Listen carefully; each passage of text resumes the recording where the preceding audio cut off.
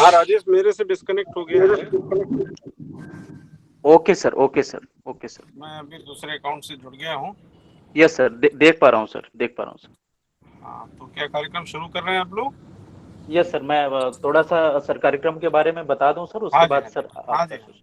Please okay please. Sir. समेकित क्षेत्रीय कौशल विकास पुनर्वास एवं दिव्यांगजन सशक्तिकरण केंद्र सीआरसी गोरखपुर, राष्ट्रीय दिव्यांगजन सशक्तिकरण, राष्ट्रीय दृष्टि बाधितार्थ सशक्तिकरण संस्थान देहरादून एवं दिव्यांगजन सशक्तिकरण विभाग, सामाजिक न्याय एवं अधिकारिता मंत्रालय, भारत सरकार एवं अखिल भारतीय आयुर्विज्ञान संस्थान गोरखपुर तथा बीआरडी मेडिकल कॉलेज गोरखपुर के संयुक्त तत्वावधान में आयोजित कोविड 19 महामारी के दौरान चिंता और अवसाद संबंधी विकारों के परामर्श एवं रोकथाम तथा उपचार के विषय पर आयोजित अभिभावक संगोष्ठी ई परामर्श श्रृंखला के 29वें भाग में आप सभी का सीआरसी गोरखपुर परिवार हार्दिक स्वागत, अभिनंदन, वंदन करता है। आज के कार्यक्रम की औपचारिक शुरुआत करने से पूर्व हम अपने यशस्वी निदेशक, ऊर्जावान मार्गदर्शक आदरणीय डॉक्टर रमेश कुमार पांडे सर को आमंत्रित करते हैं कि सर आप आएं और कार्यक्रम की औपचारिक शुरुआत करने से पूर्व स्वागत भाषा के जरिए हमारे विषय विशेषज्ञों को उद्बोधित करें। आदरणीय निदेशक सर।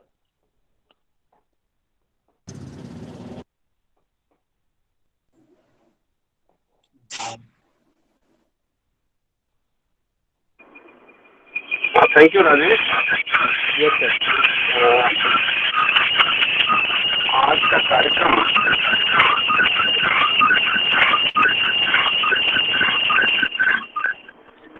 मेरी आवाज पहुंच रही है आप तक? आपकी आवाज आ रही है सर। हाँ, बहुत बहुत धन्यवाद। आज का कार्यक्रम बहुत ही महत्वपूर्ण है। महत्वपूर्ण इसलिए भी है कि इस ग्लोबल पैंडेमिक में हम जिन चैलेंजेस को सबसे ज्यादा फेस कर रहे हैं, उन चैलेंजेस में जो डिप्रेशन है, एंग्जाइटी है, तनाव है, चिंता है और साइकोलॉजिकल इश्यूज है, साइकेट्रिक इश्यूज है, वो एक महामारी के बाद का पोस्ट पैंडेमिक चैलेंज बनके उभरा है और उभरेगा और उभर रहा है। ऐसे में जब सारे इंस्टीट्यूशंस, जो भी इंस्टीट्यूशन मेंटल हेल्थ और डिसेबिलिटी या साइकोलॉजी से जुड़े हुए हैं, वो सभी कुछ ना कुछ ऐसे प्रयास कर रहे हैं कि पोस्ट पैंडेमिक या ड्यूरिंग पैंडेमिक जो एक मानसिक अवसाद, एक दूसरे महामारी का रूप ले रहा है देश में, दुनिया में, उससे कैसे डील किया जाए, उससे कैसे निपटा जाए। और जब पैंडेमिक शुरू हुआ और हम लोगों ने अपनी रिसर्चेस से, हम लोगों ने अपने असेसमेंट से जो देखा कि दिव्यांगजन और उनके माता पिता, ये दोनों जो पॉपुलेशन है देश,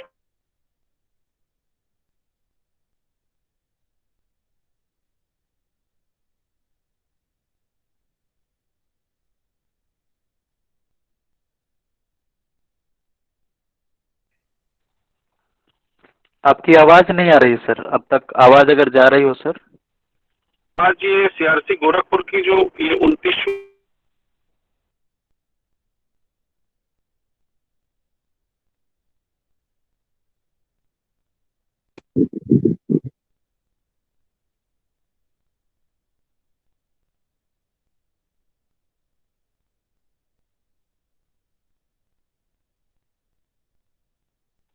अभी उन सबको बहुत ज्यादा लाभ होने वाला है। और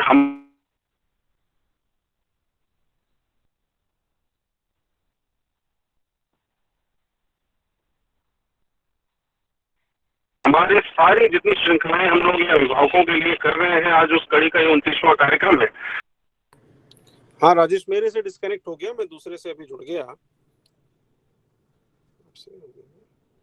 मेरी आवाज पहुंच रही है? यस सर, अब सही आ रही है सर।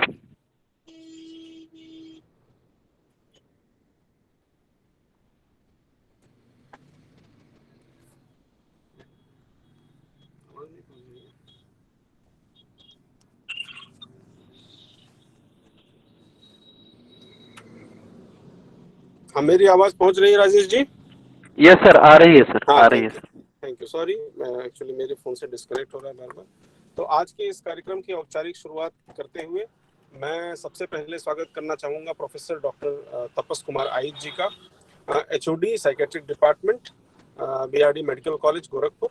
तपस साहब से गोरखपुर CRC का बहुत पुराना एसोसिएशन रहा है और जब से हमारी इस्टेब्लिशमेंट हुई है, जब से हम लोगों ने फॉर्मल फंक्शनिंग स्टार्ट की है, तब से डॉक्टर साहब हमारी CRC के साथ जुड़ के, हमारी CRC डॉक्टर साहब के डिपार्टमेंट के साथ कन्वर्जेंस करके, कोलैबोरेशन करके दिव्यांगजनों के लिए, उनके अभिभावकों के लिए, स्टेक होल्डर्स के लिए हम लोगों ने बहुत सारे कार्यक्रम किए हैं।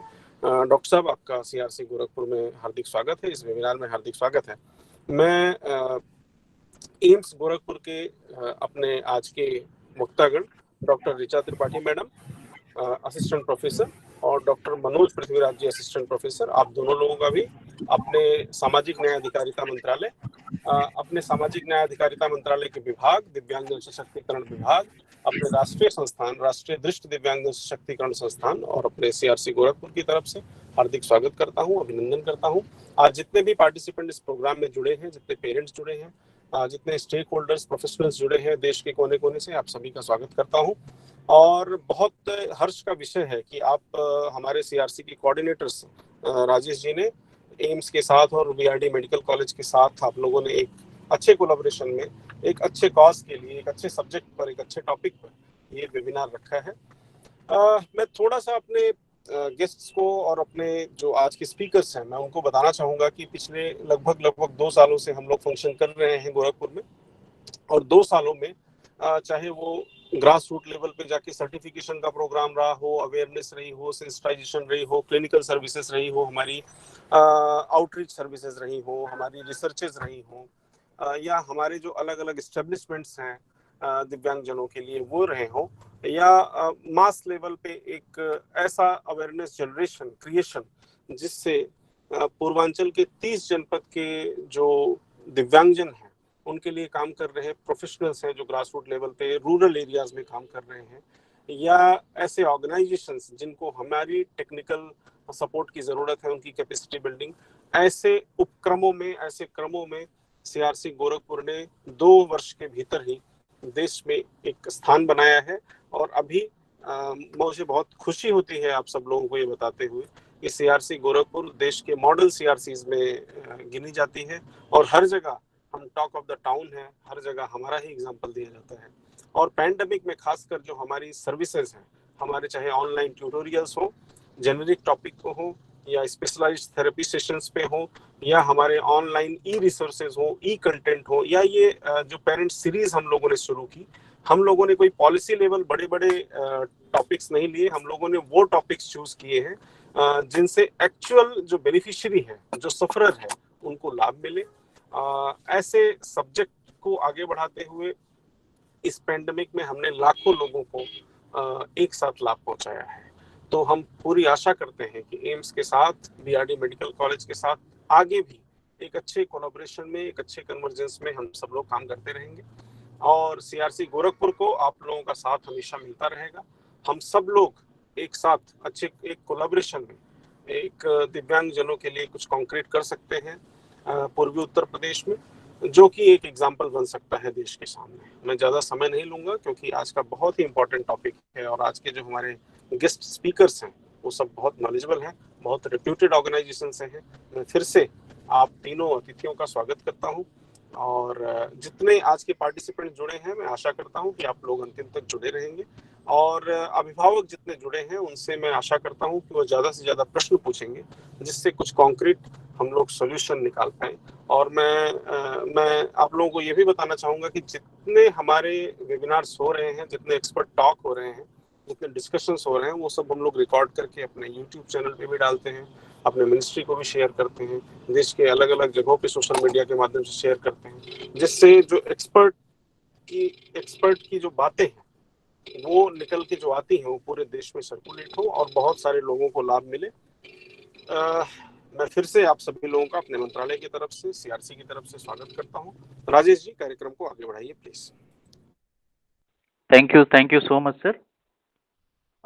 अब कार्यक्रम की अगली कड़ी में हम आमंत्रित करने से पूर्व अपने प्रथम विषय विशेषज्ञ डॉक्टर तपस कुमार आइच सर के बारे में अपने कार्यक्रम के प्रतिभागियों के समक्ष सर के बारे में 2 शब्द कहना चाहेंगे। डॉक्टर तापस कुमार आइस सर वर्तमान समय में बीआरडी मेडिकल कॉलेज गोरखपुर के मनोरोग विभाग में विभागाध्यक्ष के रूप में कार्यरत हैं। आपने अपनी परास्नातक डिग्री एवं डिप्लोमा मनोचिकित्सा के क्षेत्र में सीआईपी रांची से प्राप्त की हैं। आपने पूर्व में universal college of medical science Nepal में बतौर प्रोफेसर के रूप में सेवाएं दी हैं। आप द्वारा लगभग 20 शोध पत्र प्रकाशित किए गए हैं तथा अंतर्राष्ट्रीय पत्र पत्रिकाओं में 10 लेख आपके प्रकाशित हो चुके हैं। आपने 50 से ज्यादा वर्कशॉप सेमिनार में बतौर वक्ता प्रतिभाग किया है।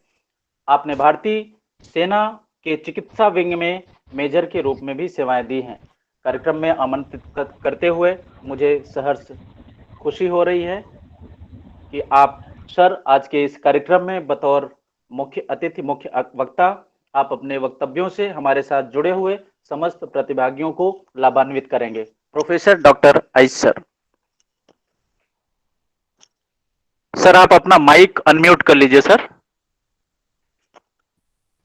शुरू करूं? Yes sir, yes sir, yes sir, yes sir. Doctor Ramesh Pandey, director CRC, mister Rajesh Kumar, assistant professor clinical psychology CRC, other faculty members of CRC, my fellow speakers today, Dr. Richa Tripathi and Dr. Manoj Prithviraj, and viewers, a very good afternoon to you all. तो पहले मैं doctor Ramesh Pande ji and doctor mister Rajesh Kumar ji को धन्यवाद देना चाहता हूं, दिल से आभार प्रकट करना चाहता हूं कि आज का प्रोग्राम में आप लोग मुझे एक वक्ता के रूप में बोलने के लिए सुजग दिए हैं। आज मेरा विषय जो है वो कोविड-19 महामारी के दौरान मानसिक तनाव एवं इसका रोकथाम में उपचार के विषय में मैं कुछ चर्चा आप लोग के साथ करना चाहेंगे। नेक्स्ट।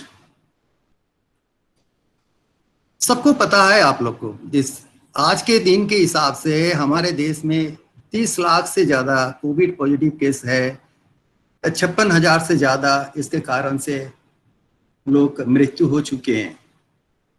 अब उस दिन के बारे में जरा सोचिए, जब 25 मार्च 2020 लगभग 5 महीने पहले जब अचानक लॉकडाउन घोषित किया गया था हमारे प्राइम मिनिस्टर जी से, ये कह के जहां है जान है तो जहां है, when there is life then only this world is exist for you। तो अपने जान के लिए हमारे देश के नागरिक के लिए ये लॉकडाउन करना घोषित करना जरूरी हो गया था, ये लॉकडाउन कराया गया था। और इसके लिए हम लोग को कोई भी प्रिपरेशन शारीरिक या मानसिक तैयारी करने के लिए कोई समय नहीं मिला था। उसके बाद आप सोचिए उस दिन के बारे में, जो लॉकडाउन पीरियड में हम लोग सब अकेले घर में बैठे हैं, एक दूसरे से कटे हुए हैं, हम लोग का काम काज बंद हो चुका था, कारखाने सब बंद हो चुकी थी और इसके कारण से हमारे सबके अंदर में तनाव व घबराहट का शुरुआत हुआ था। उस दिन के बारे में भी हम लोग थोड़ा सोचना चाहिए आज के प्रोग्राम के लिए विशेष रूप से। नेक्स्ट। नेक्स्ट।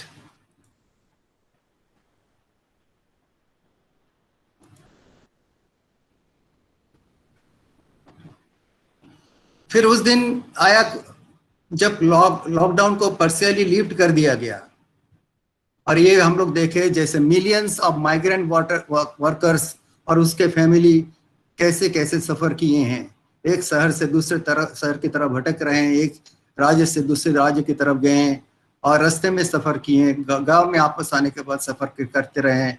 इन लोग का मानसिक शारीरिक तनाव चरम पर थे।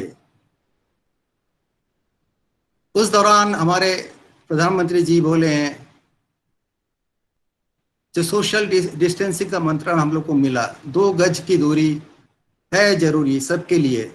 It is become the social mantra, सबके लिए मास्क लगाना जरूरी हो गया, ग्लोव्स पहनना जरूरी हो गया, नो कॉन्टैक्ट डिलीवरीज के बारे में बताया गया, hand washing, use of sanitisers के बारे में हम लोग को बताया गया, और आम जनता के जुबान में आइसोलेशन, क्वारंटाइन, कंटेनमेंट वगैरह वगैरह ये सब शब्द पहले बार सब हम लोग जान लिए, सीख लिए, समझ लिए हैं। तो इस दौरान जो तीसरा प्राइम मिनिस्टर का स्पीच आया था, उसमें जो स्लोगन उन्होंने दिए थे, जो जान भी जहां भी, ये पता चला जो सिर्फ जान रखना जो है वो सब कुछ नहीं है।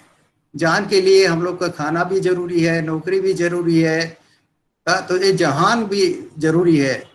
तो दोनों साथ साथ में चलना, दोनों में एक बैलेंस करके चलना एक बहुत बड़ा चुनौती भरा जिंदगी आ चुके हैं हमारे साथ, और इसके कारण से हम लोग एक तनाव का परिस्थिति में इसके थ्रू से अंदर से हम लोग सब गुजर रहे हैं। तो किसी ने सच में बोले हैं, ये लॉकडाउन जो है दुनिया का सबसे बड़े मनोवैज्ञानिक एक्सपेरिमेंट किया गया है, और हम लोग सब इसका एक कीमत चुका रहे हैं। वो कीमत कोई ना कोई किस्म की मानसिक तनाव से या मानसिक बीमारी के रूप से। तो क्या क्या मानसिक बीमारियां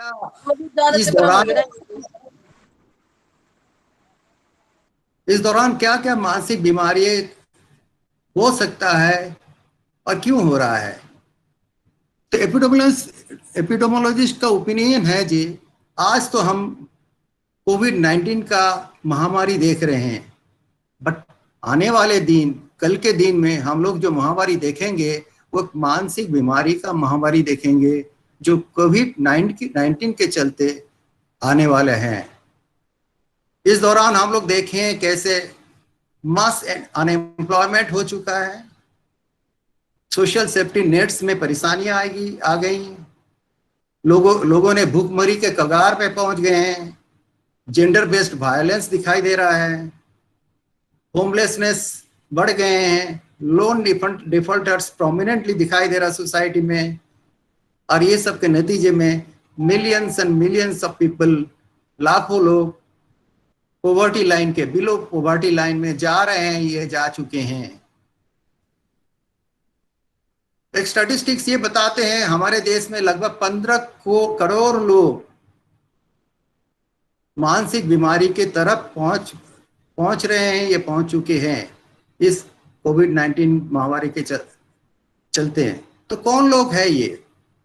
बेसिकली उन लोग जिन लोग का पहले से मानसिक किसी भी किस्म का मानसिक बीमारी है, जो कोविड-19 से बच के आपस आए हैं, जिन लोग क्वारंटाइन में हैं, जो front line medical and health workers हैं, औरतें, अनऑर्गेनाइज्ड सेक्टर के लेबर है, एंड मिलियंस ऑफ माइग्रेंट्स जो घर में आपस चुके अपने गांव में बैठे हैं, और फाइनली जो बुजुर्ग हैं हमारे बीच में, जिन लोग को ऑलरेडी कुछ शारीरिक बीमारी है, they are more prone for all psychological illnesses, specially तनाव के कारण से अलग अलग किस्म का मानसिक बीमारी के तरफ इन लोग जा रहे हैं या जा सकते हैं। तो ये सब बीमारियां हो सकती हैं। इसमें मैं सिर्फ तनाव के बारे में आज चर्चा करूंगा, मेरा दूसरे कॉलीग्स लोग कुछ एंजाइटी, डिप्रेशन और बाकी मानसिक बीमारी के बारे में चर्चा करेंगे थोड़ी बाद में। तो ये हम लोग सब ये तनाव में हैं, लेकिन कैसे हम लोग रिस्पॉन्ड कर रहे हैं इसके ऊपर में डिपेंड करता हमारा बैकग्राउंड क्या है, हमारा सोशल सपोर्ट क्या है, हमारा फाइनेंशियल कंडीशन कैसे हैं, कितना हेल्दी है, और हमारा शारीरिक या मानसिक स्टेटस क्या है, उसके ऊपर डिपेंड करता है। जो लॉकडाउन स्थिति और उसका परिवर्ती समय में जो परेशानियां आई है, उससे हम पर्टिकुलरली कैसे रिएक्ट करेंगे और कर रहे हैं।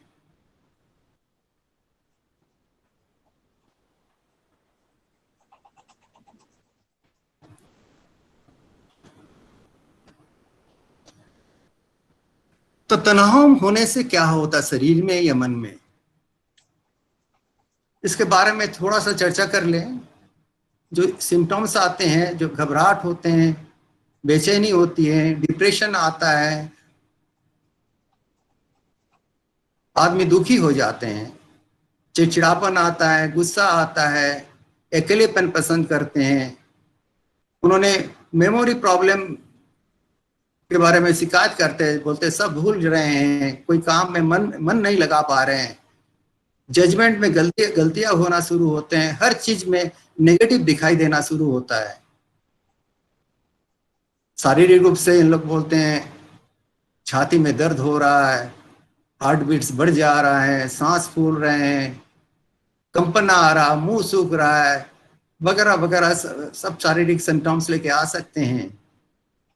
और बिहेवियर में जो परिवर्तन आता है, ये बहुत ज्यादा सोते हैं, ये एकदम सोते नहीं है, अपने आप को दूसरों से अलग करके रख लेते हैं, रिस्पॉन्सिबिलिटी से दूर भागते रहते हैं, ये नशे की तरफ, किसी भी टाइप का नशे की तरफ चले जाते हैं, अल्कोहल, सिगरेट, ड्रग्स एक्सेट्रा।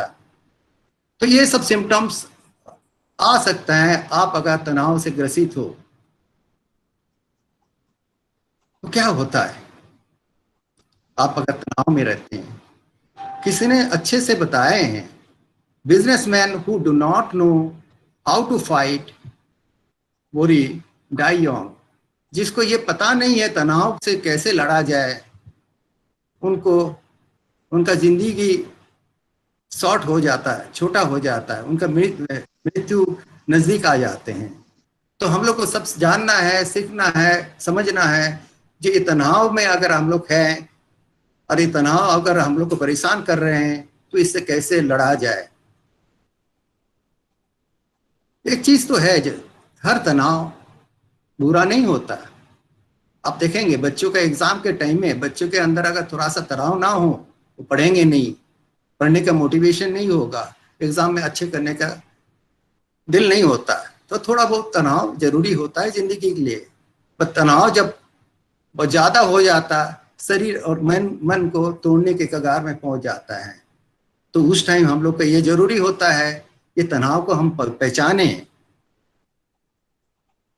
ये पहचाने जो किस कारण से हम तनावग्रस्त हो रहे हैं, ये पहचाने कोशिश करें कि इसको मैं कैसे कंट्रोल कर सकता हूं,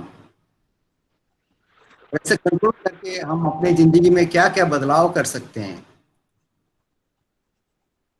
हम लोग जो साइकोलॉजिकल टर्म्स हम लोग इस्तेमाल करते हैं तनाव के लिए, उसको बोलते हैं कोपिंग स्ट्रेटेजीज। क्या क्या हम करते हैं, कुछ अच्छे कोपिंग स्ट्रेटेजी होता है, कुछ गलत कोपिंग स्ट्रेटेजी होता है, कुछ बोलते हैं अडेप्टिव कोपिंग एंड मल अडेप्टिव कोपिंग। जो कोपिंग स्ट्रेटेजी हम लोग इस्तेमाल करते हैं, जो हम लोग को तनाव से बाहर निकाल आता है, उसको हम लोग बोलते हैं प्रॉब्लम सॉल्विंग स्ट्रेटेजीज। कोई परेशानी में अगर है तो आप दूसरे को हेल्प लीजिए, जो आपको उस पर्टिकुलर प्रॉब्लम में सॉल्व करने की कोशिश किया हेल्प कर सकता है, उससे एडवाइस लीजिए और उसके बाद उसमें उसको इस्तेमाल करने के, इम्प्लीमेंट करने के लिए कोशिश कीजिए। अगर बहुत भावनाओं से पीड़ित है, सैडनेस, एंगर, फियर, तो उसको वेंटिलेट करने की कोशिश कीजिए, उसके बारे में चर्चा करके बाहर मन के बाहर लेते आइए। उसमें आपको थोड़ा मन की जो परेशानी कम होती है और जिंदगी में रिस्पॉन्सिबिलिटी लेने के लिए हिम्मत करिए, तो इसमें आपका जो फायदा होगा। कभी कभी ऐसा होता है जब तनाव में है हम लोग ऐसा कुछ कर बैठते हैं जिसके कारण हम लोग को तत्कालिक फायदा तो मिल जाता है, लेकिन लॉन्ग टर्म में यह हमारे शरीर और मन को ज्यादा क्षति पहुंचाते हैं। जैसे अल्कोहल और ड्रग्स इस्तेमाल कर लेना, आपको तो उस समय के लिए, कुछ समय के लिए आपको तो स्ट्रेस से बाहर, तनाव से बाहर कर देता है, लेकिन आप नशे के आदी हो जाते हैं। स्ट्रेस को कम करने के लिए कभी कभी हम लोग सेल्फ हार्म कर बैठते हैं, सेल्फ इंजरी कर बैठते हैं, सुसाइड की तरह अटेम्प्ट कर लेते हैं, या हिस्ट्रोनिक बिहेवियर कर लेते हैं, अनरेस्ट्रेन्ड डिस्प्ले ऑफ इमोशन, बहुत ज्यादा इमोशनल हो जाना, बहुत ज्यादा गुस्सा हो जाना। तो ये सब जो अगर आप अपनाएंगे, इसको हम लोग बोलते हैं मल अडेप्टिव कोपिंग स्ट्रेटेजीज। ये आपको तत्कालिक कुछ आराम तो दिलाता है, but long term it is harmful, आपके शरीर या मन के लिए क्षतिकारक हो जाता है। सो ऐसे क्या क्या चीज है हमारे लाइफ में जो हमारा स्ट्रेस टॉलरेंस लेवल को बढ़ाता है, इन्फ्लुएंस करता है? सबसे तो पहले आप अपना सपोर्ट नेटवर्क के बारे में सोचिए। अगर आपका सपोर्ट नेटवर्क स्ट्रांग है, आपका फैमिली मेंबर्स, आपका फ्रेंड्स आपके साथ है, तो बहुत बड़ा बफर का काम करता है। जितना बड़े भी स्ट्रेस, बड़े से बड़े तनाव आए, उसको आप झेल ले सकते हैं। लेकिन इसका उल्टा हो जाता आप अगर अकेले जिंदगी बिता रहे हैं तो। सेंस ऑफ कंट्रोल, अपने बारे में आपका कॉन्फिडेंस, लेवल ऑफ कॉन्फिडेंस क्या है, वो भी बहुत जरूरी हो जाता है। आप जो स्ट्रेस को, आपको तनाव को आप कैसे हैंडल कर रहे हैं। आपका attitude and outlook towards life, आप अपने जिंदगी को कैसे देखते हैं, that can make a huge difference to your ability to handle stress. जिन लोग बहुत अच्छे तरीके से स्ट्रेस को हैंडल करते हैं, ये देखा गया है, इन लोग चैलेंजेस को, जिंदगी के चैलेंजेस को एक्सेप्ट कर लेते हैं। इन लोग जिंदगी की हर चीज में ह्यूमर ढूंढते हैं, खुशी, आनंद झलक ढूंढने की कोशिश करते हैं। इन लोग ये विश्वास करते हैं कि हर काम के पीछे, हर घटना के पीछे कोई है और पर्पस है, बड़े कुछ चीज छुपा हुआ है। एंड इन लोग जिंदगी जैसे आ रहे हैं उसी को मान लेते हैं। They accept the change as an inevitable part of life. बदलाव जिंदगी की एक इनएविटेबल पार्ट है, इसको हम लोग नकार नहीं सकते हैं। आप अपने इमोशन से कैसे डील करते हैं, वो भी बहुत इंपॉर्टेंट होता है। आप अपने तनाव से कैसे लड़ते हैं। If you don't know how to calm and soothe yourself, अपने आप को अगर शांत रखना, शांत करना आपको पता नहीं है, तो ऑब्वियसली आप दुखी हो जाएंगे, गुस्सा हो जाएंगे, ये डरे हुए रहेंगे। तो ये आपका इमोशंस को डील करना आपको सीखना है, अगर आपको पता नहीं है तो। लास्टली, जिस कारण से आप तनावग्रस्त है, उसके बारे में नॉलेज एंड प्रिपरेशन दोनों जरूरी है। अभी जो हम लोग तनाव स्थिति से गुजर रहे हैं, ये कोविड-19 पैंडेमिक में बारे में आपको जानकारी होना चाहिए। इसमें क्या क्या हो सकता है, क्या क्या होने वाले हैं, इसके बारे में आप जानकारी ले और अपने आप को उसी हिसाब से तैयार करें। अगर वैसे तैयारी आपके पास है तो आपका तनाव अपने आप कम हो जाएगा। तो आप अगर तनाव में हैं, आप क्या क्या कर सकते हैं, क्या क्या करना चाहिए, उसके बारे में कुछ हम लोग चर्चा करें। सबसे पहले बताया गया, गेट मूविंग, चलते रहिए, अपना एक्टिविटी लेवल को बढ़ा दीजिए, रेगुलर एक्सरसाइज करिए, रिदमिक एक्सरसाइज कीजिए, वॉकिंग, रनिंग, स्विमिंग, डांसिंग, ये सब बहुत जरूरी होता है। ये सब शरीर या मन दोनों को हल्का कर देता है, तनाव कम कर देते हैं। दूसरों के साथ जोड़िए, अगर आप अकेले रह रहे हैं दूसरे के साथ जोड़िए, आमने सामने बैठ के बात कीजिए। अगर आमने सामने बैठ के बात संभव नहीं है, टेलीफोनिक कांटेक्ट कीजिए, वीडियो कांटेक्ट कीजिए, ग्रुप में रहिए, ग्रुप में बातें करते रहिए। आप इसमें आपका बहुत तनाव कम करने के लिए बहुत फायदा देगा। आप अपने सेंसेस को एंगेज करके रखिए। हम लोग बताते हैं रिलैक्सेशन टेक्निक्स अपनाइए, आप सबको पता है, इसके बारे में मैं ज़्यादा कुछ नहीं बोलना है।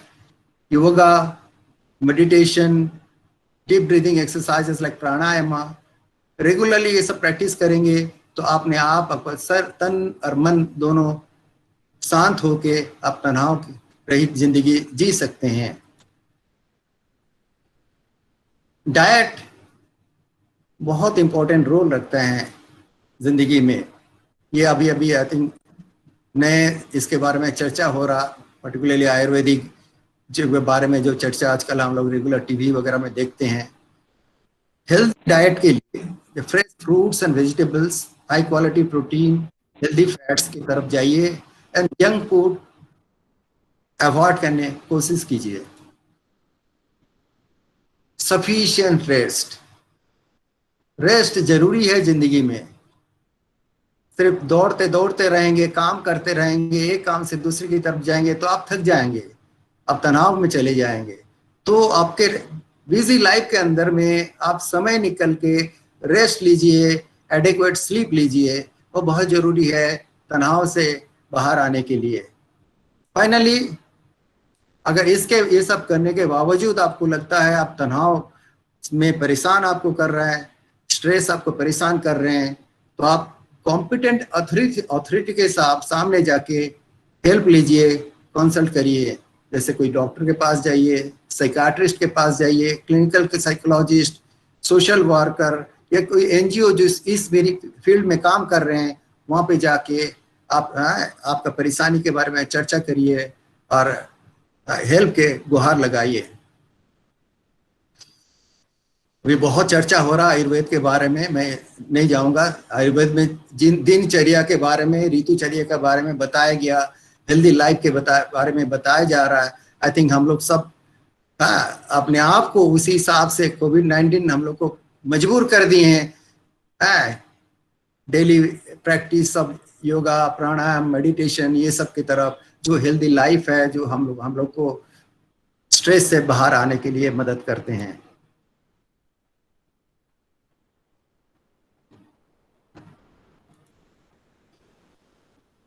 So coming to the conclusion, briefly, so what are the healthy ways to cope with stress arising due to COVID-19 lockdown and subsequent scenario? क्या क्या कर सकते हैं? Briefly, फर्स्ट तो है कॉन्टैक्ट विद हेल्थ प्रोफेशनल। अगर आपको परेशानियां हो रही तो ये पता करने की कोशिश करें where and how to get treatment, किसके पास जाए और कैसे इलाज शुरू करें। Take care of your emotional health, बहुत जरूरी है आपका स्ट्रेस से बाहर आने के लिए। Take breaks from watching, reading और listening to news stories.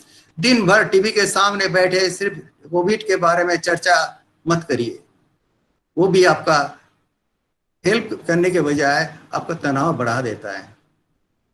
Take care of your body, शरीर का केयर करें तो मन का केयर भी साथ साथ हो जाता है। Deep breathing exercises, stretching, bending, meditation, healthy diets, exercise, plenty of sleep, ये सब जरूरी है। Avoid drugs and alcohol.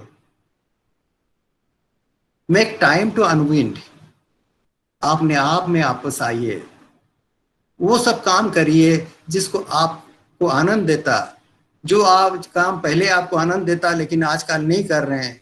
कुछ गाना गाना, कुछ नाचना, कुछ ड्राइंग करना, पेंटिंग करना, कविताएं लिखना, हम लोग बोलते हैं सब्लिमेटरी works.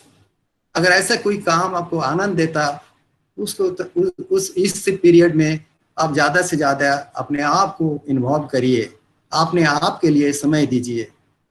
And finally, connect with others and connect with community और फेथ बेस्ड ऑर्गेनाइजेशन जो आपको मदद पहुंचा सके। This is the last slide. The lifestyle health is the new consciousness. The COVID-19 has forced a significant lifestyle change. COVID-19 के कारण से हम लोग सब अपना लाइफस्टाइल चेंज में बदलाव लाए हैं, ला रहे हैं। हम लोग ज्यादा वेजिटेरियन डाइट की तरफ झुक रहे हैं, कम से कम ट्रैवल की तरफ सोच रहे हैं, ज्यादा मेडिटेशन में ध्यान दे रहे हैं, और more of quality me time अपने आप की तरफ ज्यादा समय देने के लिए सोच रहे हैं या दे रहे हैं। So this is the positive outcome of a COVID-19 lockdown and subsequent scenario. Probably there is a new beginning in pursuing the lifestyle health free of stress, worry, anxiety, and depression. Thank you. Thank you so much sir, thank you so much. कार्यक्रम की अगली कड़ी में अब हम आमंत्रित करना चाहेंगे हमारे कार्यक्रम के दूसरे विषय विशेषज्ञ डॉक्टर ऋचा त्रिपाठी मैम को।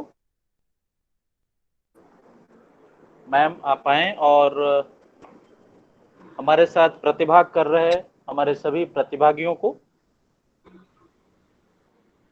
चिंता संबंधी विकारों के लिए परामर्श, रोकथाम और उपचार संबंधी संबोधन द्वारा लाभान्वित करें। डॉक्टर ऋचा त्रिपाठी मैम, सहायक प्राध्यापक, मनोरोग विभाग, AIIMS Gorakhpur. Thank you ma'am. Thank you. सबसे पहले तो मैं सभी श्रोताओं का इस कार्यक्रम में फिर से स्वागत करती हूँ और मैं सीआरसी टीम को धन्यवाद देना चाहती हूँ कि मुझे उन्होंने मौका दिया कि मैं इस कार्यक्रम के माध्यम से आप सबसे जुड़ सकूँ। मुझे बेहद खुशी है कि मैं डॉक्टर तापस से और डॉक्टर मनोज के साथ इस कार्यक्रम में हिस्सा ले रही हूँ। अगले कुछ मिनटों तक हम चिंता की बीमारी या एंजाइटी डिसऑर्डर्स के बारे में चर्चा करेंगे। इस कोविड-19 पैंडेमिक में एक्चुअली और भी ज़्यादा महत्वपूर्ण हो गया है कि हम इन सब तथ्यों के बारे में अच्छे से चर्चा करें, क्योंकि जब कोविड-19 पैंडेमिक नहीं था, यानी कि 2015-2016 में जो हमारे एक राष्ट्रीय स्तर पर मानसिक बीमारियों का सर्वे होता है, जिसको कि हम नेशनल मेंटल हेल्थ प्रोग्राम कहते हैं, उसी में एंजाइटी डिसऑर्डर्स का जो परसेंटेज था वो काफ़ी ज़्यादा था, यानी कि 3.6% था। अगर हम भारत की जनसंख्या देखें जो कि 130 करोड़ है, उसका 3.6% यानी कि 4,68,00,000 लोग ऐसे हैं जो चिंता की बीमारी से ग्रसित। ये जो आंकड़े हैं वो कोविड-19 महामारी के पहले के हैं, तो हम ये सोच सकते हैं कि महामारी के बाद में कितने लोगों को और ये बीमारी हो गई होगी, क्योंकि सभी तरफ से परेशानी हो रही है, परिस्थिति बहुत कठिन हो गई है। तो इसलिए ये बहुत आवश्यक हो गया है कि हम इस बारे में चर्चा करें। सबसे पहले हमें ये समझना है कि चिंता की बीमारी और चिंता दोनों ही बिल्कुल अलग चीजें होती हैं। चिंता यानी एंजाइटी या वरी एक रोजमर्रा की चीज है, जैसे कि आप ये सोचते हैं कि सुबह खाने में क्या बनेगा या नाश्ते में क्या बनाएं, या फिर आपके बच्चे स्कूल कैसे जाएंगे, घर का खर्चा कैसे चलेगा। ये सारी चीजें आपकी एक नॉर्मल चिंता है। बट जब ये चिंता की बीमारी होती है तो इसका परिमाण बहुत ज्यादा बढ़ जाता है और इसमें साथ ही साथ कुछ और चीजें या कुछ और लक्षण भी आ जाते हैं। अब ये बीमारी कितने तरह की होती है, इस बारे में मैं आपको थोड़ी जानकारी दूंगी। कई लोगों को ऐसा होता है कि वो भीड़ में नहीं जा सकते, या फिर उनको अंधेरे से डर लग रहा है, या लिफ्ट में अकेले डर लग रहा है। तो ये भी एक तरह की चिंता की बीमारी है, जिसको कि हम स्पेसिफिक फोबिया कहते हैं, यानी कि किसी विशिष्ट परिस्थिति से या किसी विशिष्ट वस्तु से आपको डर लग रहा है। दूसरा होता है, कई बार हम स्टेज पे खड़े होने में, हमें बोलने में दिक्कत होती है, या कहीं भीड़ इकट्ठी हो जाए, 10 लोग हमारी बात अगर सुनने आ गए तो हम कांपने लगते हैं, हमारा मुंह सूख जाता है, यानी कि हम 10 लोगों के सामने अपनी बात नहीं कह पाते। तो ये भी एक तरह की चिंता की बीमारी है, जिसको कि हम सोशल एंजाइटी डिसऑर्डर या सोशल फोबिया कहते हैं। इसके अलावा कई बार ऐसा होता है कि दिन भर आपको बेचैनी रह रही है बिना कारण के, आपको रात भर नींद नहीं आ रही है, आप बहुत टेंस फील कर रहे हैं हमेशा। तो इसे हम जनरलाइज्ड एंजाइटी डिसऑर्डर कहते हैं। एक तरह की चिंता की बीमारी बिल्कुल दिल के दौरे को मिमिक करती है, जैसे कि आपके सीने में अचानक से दर्द होने लगना, बहुत ज्यादा घबराहट होना, दिल की धड़कन बढ़ जाना, आपको ऐसा लगेगा कि आप अब बचेंगे नहीं। इसे हम पैनिक डिसऑर्डर कहते हैं। एक तरह की चिंता की बीमारी ये भी होती है कि कई बार कोई ऐसी घटना हुई आपके साथ जिसका आपके दिल और दिमाग पे बहुत ज्यादा प्रभाव पड़ा, तो आप उस घटना को भूल नहीं पाते, आपके दिमाग में वो बार बार रिपीट होता रहता है, आपको हमेशा उसके फ्लैशबैक्स या आपके दिमाग में वो चलता रहता है, आपकी रात में सपने में वही आता है। तो ये भी चिंता की बीमारी हो सकती है, जिसको कि हम पोस्ट ट्रॉमेटिक स्ट्रेस डिसऑर्डर कहते हैं।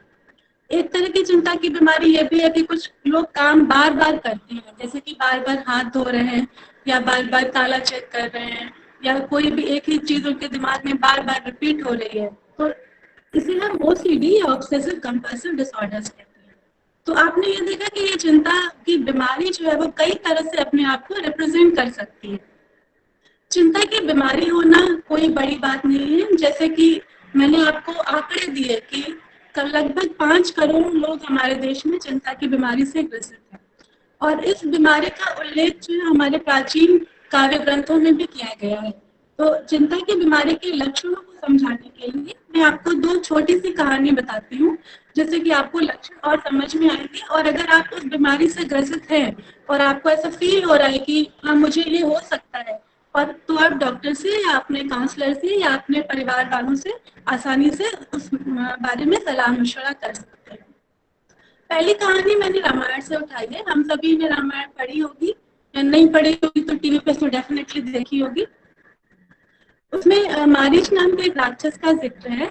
वो बहुत ही दुष्ट राक्षस था। वो सबको परेशान करता रहता था, सारे ऋषि मुनियों को तंग करता था और विश्वामित्र के यज्ञ को भी वो विध्वंस करने वाला था।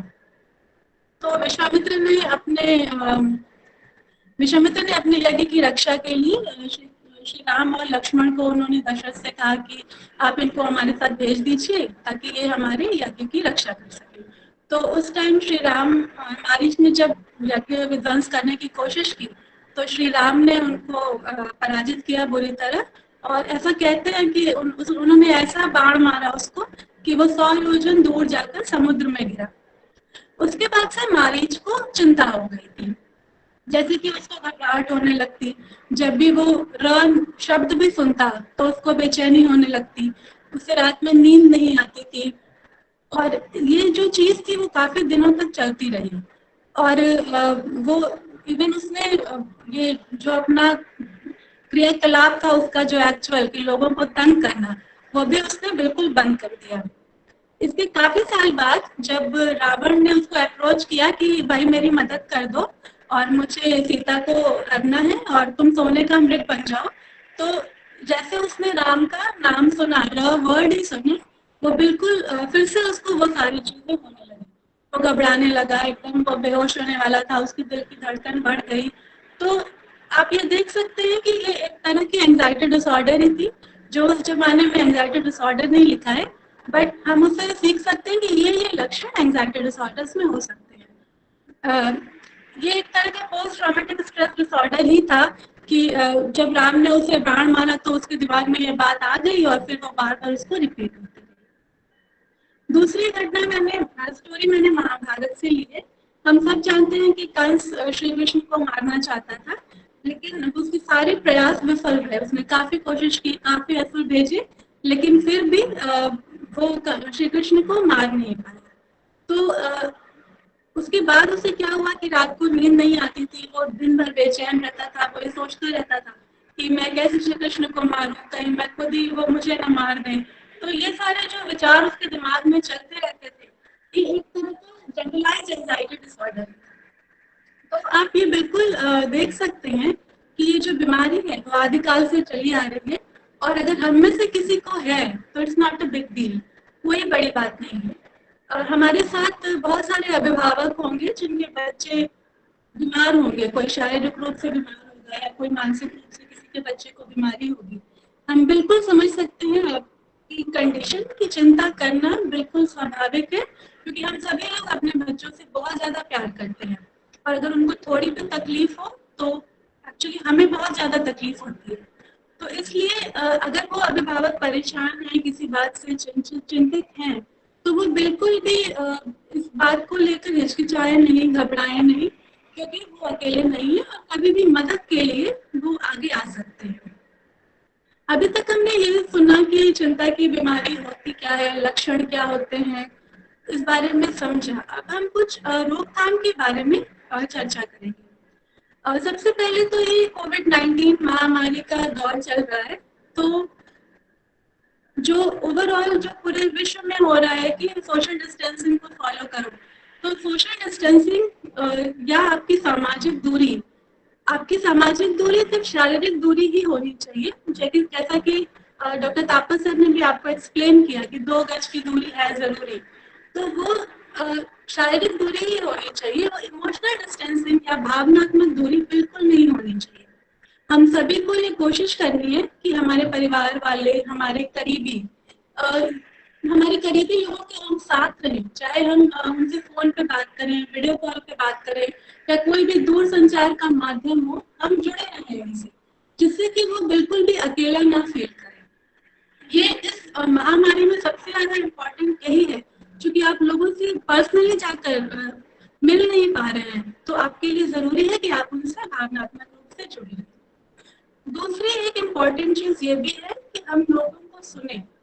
आजकल सभी लोग बहुत बिजी हैं, जो कि एक अच्छी चीज है कि सब लोग अपने काम में बिजी हैं, लेकिन किसी को आपके बिजी होने का मतलब ये नहीं है कि आपका जो करीबी है वो सफर कर रहा है और आपको पता नहीं है। तो जब हम किसी से अपनी बात शेयर करते हैं तो इसमें दो चीजें होती हैं। पहला, आपने किसी से शेयर किया कोई पर्सनल बात या कोई बात जो आपको परेशान कर रही है, वो आपने किसी से शेयर किया, तो जो सामने वाला बंदा है उसको ये लगेगा कि मैं इस व्यक्ति विशेष के लिए इम्पोर्टेंट हूँ, महत्वपूर्ण हूँ, तभी तो वो मुझे अपनी बात बता रहा है। और जब किसी को ये फील होता है कि वो उसके लिए इम्पोर्टेंट है, तो वो डेफिनेटली आपकी हेल्प करेगा और इवन खुशी खुशी आपकी मदद करेगा कि तुम परेशान मत हो, मैं तुम्हारे साथ हूँ। दूसरा चीज है कि जब आप किसी की बात सुनते हैं, तो जो आप किसी की अगर बात सुन रहे हैं तो उस पर्सन को ये फील होगा कि you care, you are there for me, मतलब आपको मेरी फिक्र है, तभी तो आप मेरी बात सुन रहे हैं। तो ये बहुत जरूरी हो जाता है कि आप जो है वो किस दूसरे की बात सुने और अपनी बात उनसे कहें। तो ये एक म्यूचुअल जो रिलेशनशिप बनता है, पारस्परिक जो संबंध बनता है, जो विश्वास और ट्रस्ट का एक संबंध बनता है, वो आपको बहुत ज्यादा मदद करेगा चिंता की बीमारी को दूर रखने के लिए।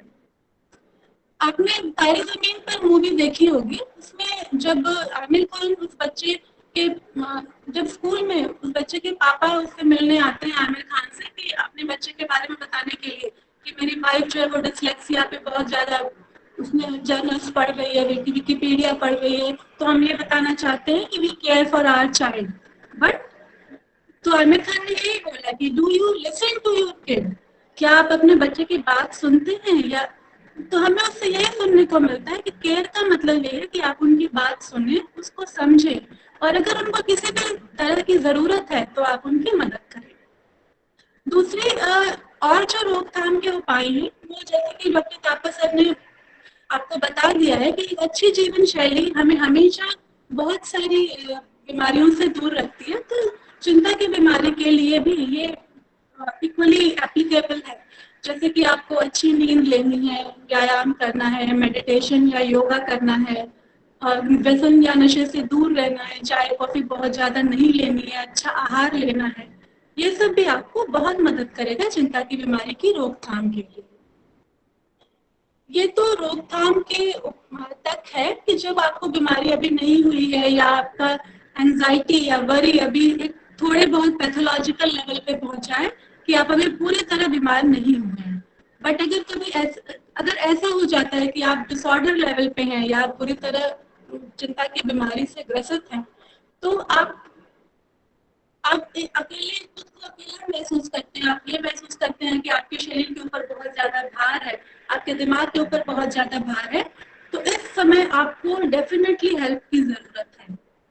आपके डॉक्टर, आपके काउंसलर, आपके परिवार वाले ये आपकी हेल्प के लिए बिल्कुल रेडी हैं, हमेशा रेडी हैं। जो भी हमारे श्रोता हमें सुन रहे हैं, मैं उनसे कहना चाहूंगी कि जब भी आपको किसी भी चीज की मदद की जरूरत है, किसी भी बीमारी के लिए मदद की जरूरत है, तो आपके डॉक्टर्स, आपके काउंसलर्स, आपके जो भी सब ऑर्डिनेट्स होते हैं, जो आपके ट्रीटमेंट टीम होती है, वो आपके लिए हमेशा रेडी होती है आपको मदद करने के लिए। खासतौर से हमारे साथ जो पेरेंट्स हैं जो किसी भी तरीके से परेशान हैं, मैं उनको डेफिनेटली ये कहना चाहूंगी कि सीआरसी की टीम, एम्स गोरखपुर की टीम, बीआरडी की टीम, हम सब आपकी हेल्प के लिए बिल्कुल रेडी हैं। तो चिकित्सा जो होती है वो या तो हम दवा देते हैं या फिर हम साइकोथेरेपी, जिसको कि हम काउंसलिंग कहते हैं, उससे करते हैं, या हम कई लोगों में दोनों की ही जरूरत पड़ती है कि दवा भी दी जा रही है और काउंसलिंग भी चल रही है। और जो हमारे पास शोध के आंकड़े हैं वो डेफिनेटली ये कहते हैं कि इससे फायदा होता है, बिल्कुल फायदा होता है, ये एक प्रूवन फैक्ट है। तो अगर किसी के दिमाग में ये है कि ये बीमारी की दवा नहीं होती या दवा की आदत लग जाती है या फिर दवा नुकसान करती है, ऐसा बिल्कुल नहीं है। अगर दवा के कुछ 1.01% साइड इफेक्ट है तो 99.9% उसके फायदे हैं। तो कभी भी आपको इसकी जरूरत है, आपको मदद की जरूरत है, तो आप बिल्कुल भी हिचकिचाए नहीं, बिल्कुल आप हेल्प के लिए आगे आए। एक कहावत भी हम सब बचपन से सुनते आ रहे हैं, चिंता तो चिता के समान है। तो ये शोध में भी प्रूवन है कि अगर आप बहुत ज्यादा चिंता करते हैं तो आपके शरीर में कुछ ऐसे केमिकल्स या रसायन रिलीज होते हैं जो कि आपके शरीर और मन पे बुरा प्रभाव डालते हैं। तो सारांश में मैं यही कहना चाहूंगी कि ये बहुत ज्यादा कॉमन बीमारी है। अगर आपको है या आपके किसी करीबी को है तो बिल्कुल भी आप शर्माए नहीं, हिचकिचाए नहीं। इनफैक्ट अभी तो ये मेंटल डिसऑर्डर्स का एरा चल रहा है कि speak for your mental health. आप अगर मानसिक रूप से बीमार हैं तो आप आगे आए, आपको मदद की जरूरत है और हम सब आपकी मदद के लिए डेफिनेटली रेडी हैं। Thank you. Thank you so much ma'am, thank you so much. कार्यक्रम की अगली कड़ी में अब हम आमंत्रित करने जा रहे हैं हमारे तीसरे विषय विशेषज्ञ डॉक्टर मनोज पृथ्वीराज सर। आप सहायक प्राध्यापक मनोरोग विभाग एम्स गोरखपुर में पदस्थ हैं सर। कार्यक्रम में आपके बोलने से पूर्व मैं आपके बारे में 2 शब्द कहना चाहूंगा। डॉक्टर मनोज पृथ्वीराज सर, आपने अपना MBBS degree government Stanley medical college Chennai से तथा परास्नातक LGB regional institute of mental health Tezpur Assam से किया है। आपका मनोरोग चिकित्सा के क्षेत्र में पिछले 8 वर्षों का अनुभव है। आप पिछले लगभग 1 वर्ष से अखिल भारतीय आयुर्विज्ञान संस्थान एम्स गोरखपुर में डिपार्टमेंट ऑफ साइकाट्री में असिस्टेंट प्रोफेसर के तौर पर पदस्थ हैं। इस कोविड-19 महामारी के दौरान आप लगातार नियमित रूप से बिना कोई छुट्टी लिए एम्स गोरखपुर में हमारे जो भी आसपास के मरीज हैं उनको अपनी सेवाएं प्रदान कर रहे हैं सर। कार्यक्रम में आपका बहुत बहुत स्वागत है sir.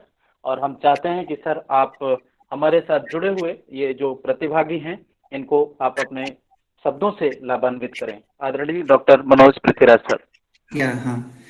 Thank you Rajesh ji. So पहले मैं सब लोग को मैं स्वागत करता हूं। मैं डॉक्टर मनोज पृथ्वीराज एम्स गोरखपुर में असिस्टेंट प्रोफेसर हूं। First of all very good afternoon to everyone, to all the listeners, viewers, and I express my sincere thanks to Director CRC Gorakhpur, Shri Ramesh Kumar Pandey ji. A special thanks to Assistant Professor Mr. Rajesh Kumar to give an opportunity to me to share my views with you.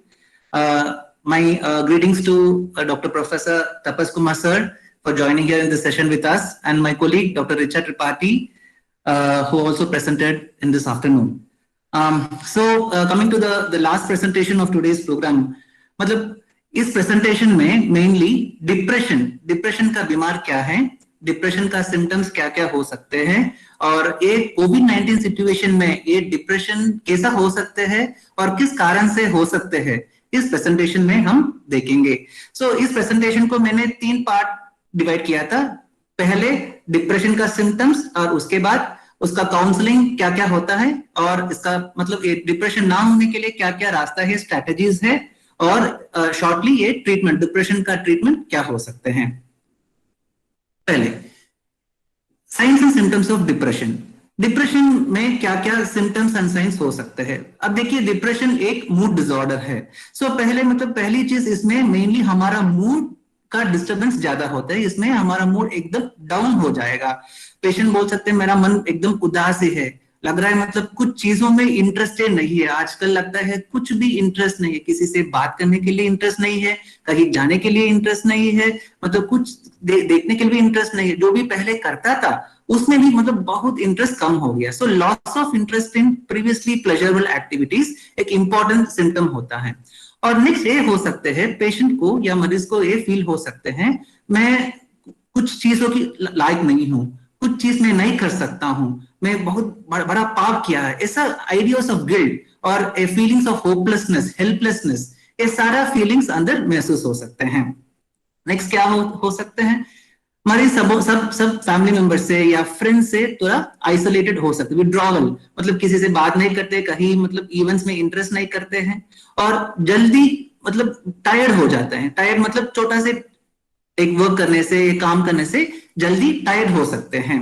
और मरीज को ये भी हो सकते हैं उनका वजन लॉस, वेट लॉस या वेट गेन, ज्यादा वजन बढ़ गया है, उनका मतलब एपिटाइट, भूख ज्यादा लग सकते हैं या कम लग सकते हैं, और उनका जो कॉन्सेंट्रेटिंग एबिलिटीज जो होता है, मतलब जो भी चीज करते हैं उसमें जो कॉन्सेंट्रेशन कैपेसिटी और कॉन्सेंट्रेशन एबिलिटी जो है वो कम हो सकते हैं। और ये भी हो सकते हैं उनका ये जो नींद का डिस्टर्बेंस ज्यादा फील हो सकते हैं, मतलब कम सो सकते हैं या ज्यादा सो सकते हैं। और मेनली डिप्रेशन में ये बहुत इंपॉर्टेंट चीज हमें मतलब ध्यान रखना पड़ेगा, डेथ विशेस और सुसाइडल थॉट्स, अपना जान लेने के लिए ज्यादा सोच आज। कारण क्यों? जब भी हमारा मन एकदम इतना उदासी हो जाते हैं और डाउन हो जाते हैं, ऑटोमेटिकली क्या होते हैं, मतलब खुद का ऊपर हिम्मत कम हो जाते हैं, कॉन्फिडेंस लेवल्स कम हो जाते हैं, लगते हैं मैं कुछ चीज को मतलब करने के लायक नहीं हूं, मैं जिंदगी जीने से क्या फायदा है, ऐसा मतलब ज्यादा सोच आ सकते हैं। और जब भी ऐसा ज्यादा सोच आ जाएगा, ऑटोमेटिकली ये सुसाइडल थॉट्स और डेथ विशेस ऑटोमेटिकली आ जाएगा।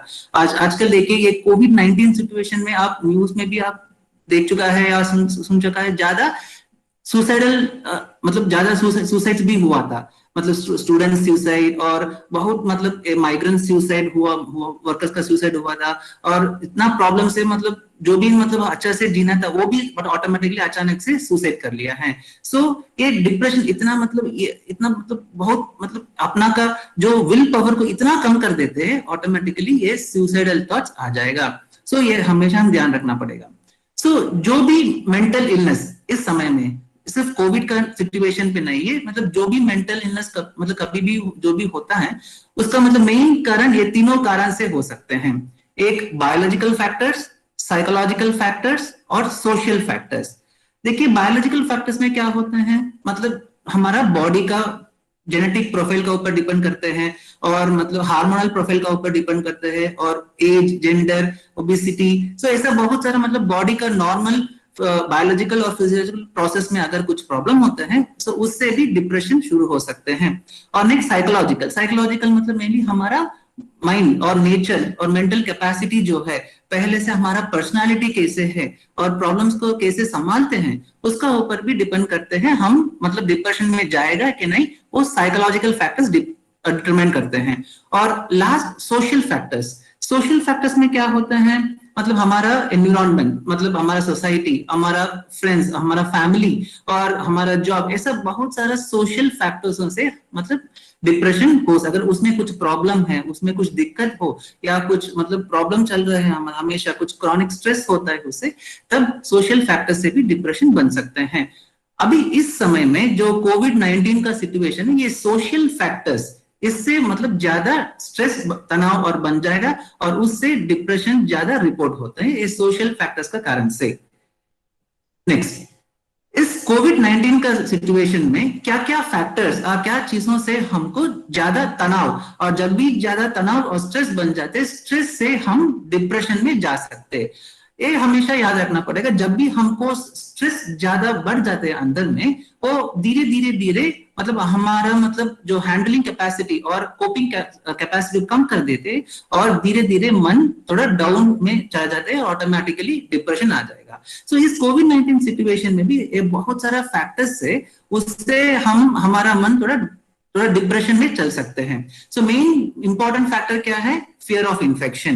मतलब अभी देखिए सब लोग को ये डरते हैं, मतलब हमको भी इन्फेक्शन हो जाएगा क्या, मतलब क्या हो सकता है, इन्फेक्शन होने से क्या करेगा। सो ऐसा मतलब इन्फेक्शन के बारे में, कोविड-19 का इन्फेक्शन के बारे में ज्यादा डर लगते हैं और चिंता करते हैं। और सिर्फ वो नहीं है, ये कोविड-19 बहुत स्टिग्मा भी बन चुका है। स्टिग्मा मतलब क्या है, सपोज एक फैमिली में कोविड-19 आ गया और आसपास लोग क्या करते हैं, मतलब वो फैमिली को दूर रखते हैं, मतलब कुछ बात करते हैं, और मतलब इतना मतलब गलत से बात करते हैं, वो इन्फेक्शन से ज्यादा ये स्टिग्मा से बहुत तनाव बन जाते हैं। Next, getting infected. सपोज आपको सोच लीजिए, सपोज आपको भी इन्फेक्शन हो गया है, वो एक बड़ा स्ट्रेस हो जाता है। जब तक आप मतलब आपका रिपोर्ट नेगेटिव आएगा तब तक आपका स्ट्रेस ज्यादा रहेगा, और उससे भी मन डिप्रेशन में चला सकते हैं।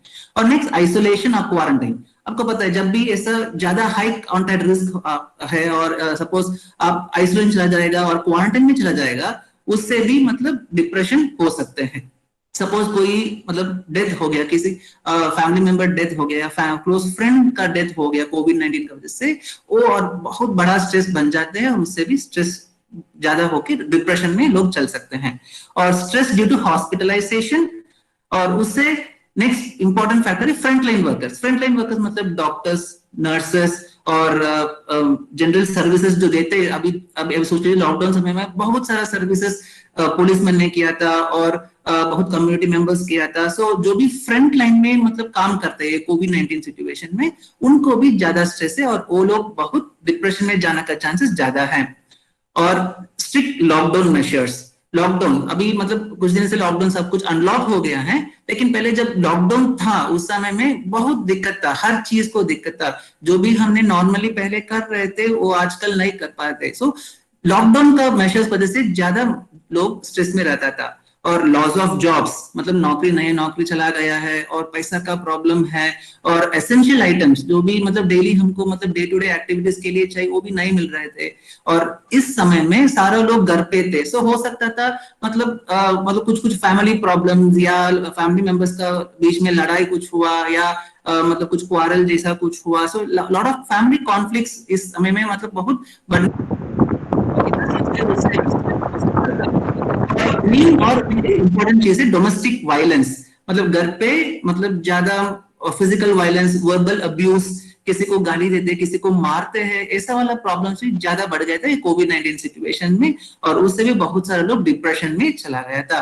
सो इसके साथ अगर लोग को फिजिकल प्रॉब्लम्स कुछ होता है और मेंटल प्रॉब्लम्स ऑलरेडी है, वो लोग ज्यादा वल्नरेबल है। और पहले डॉक्टर प्रोफेसर तपस्या ने भी बहुत सारा चीज डिस्कस किया था, कौन कौन पॉपुलेशन इस कोविड सिचुएशन में वल्नरेबल है, मतलब स्ट्रेस रिलेटेड डिसऑर्डर्स हो या एंजाइटी डिसऑर्डर्स हो या डिप्रेशन का डिसऑर्डर हो, मतलब जो पॉपुलेशन वल्नरेबल है वो तपस्या ने डिस्कस किया था ये, और कुछ पॉइंट्स मैंने बोला था साथ में।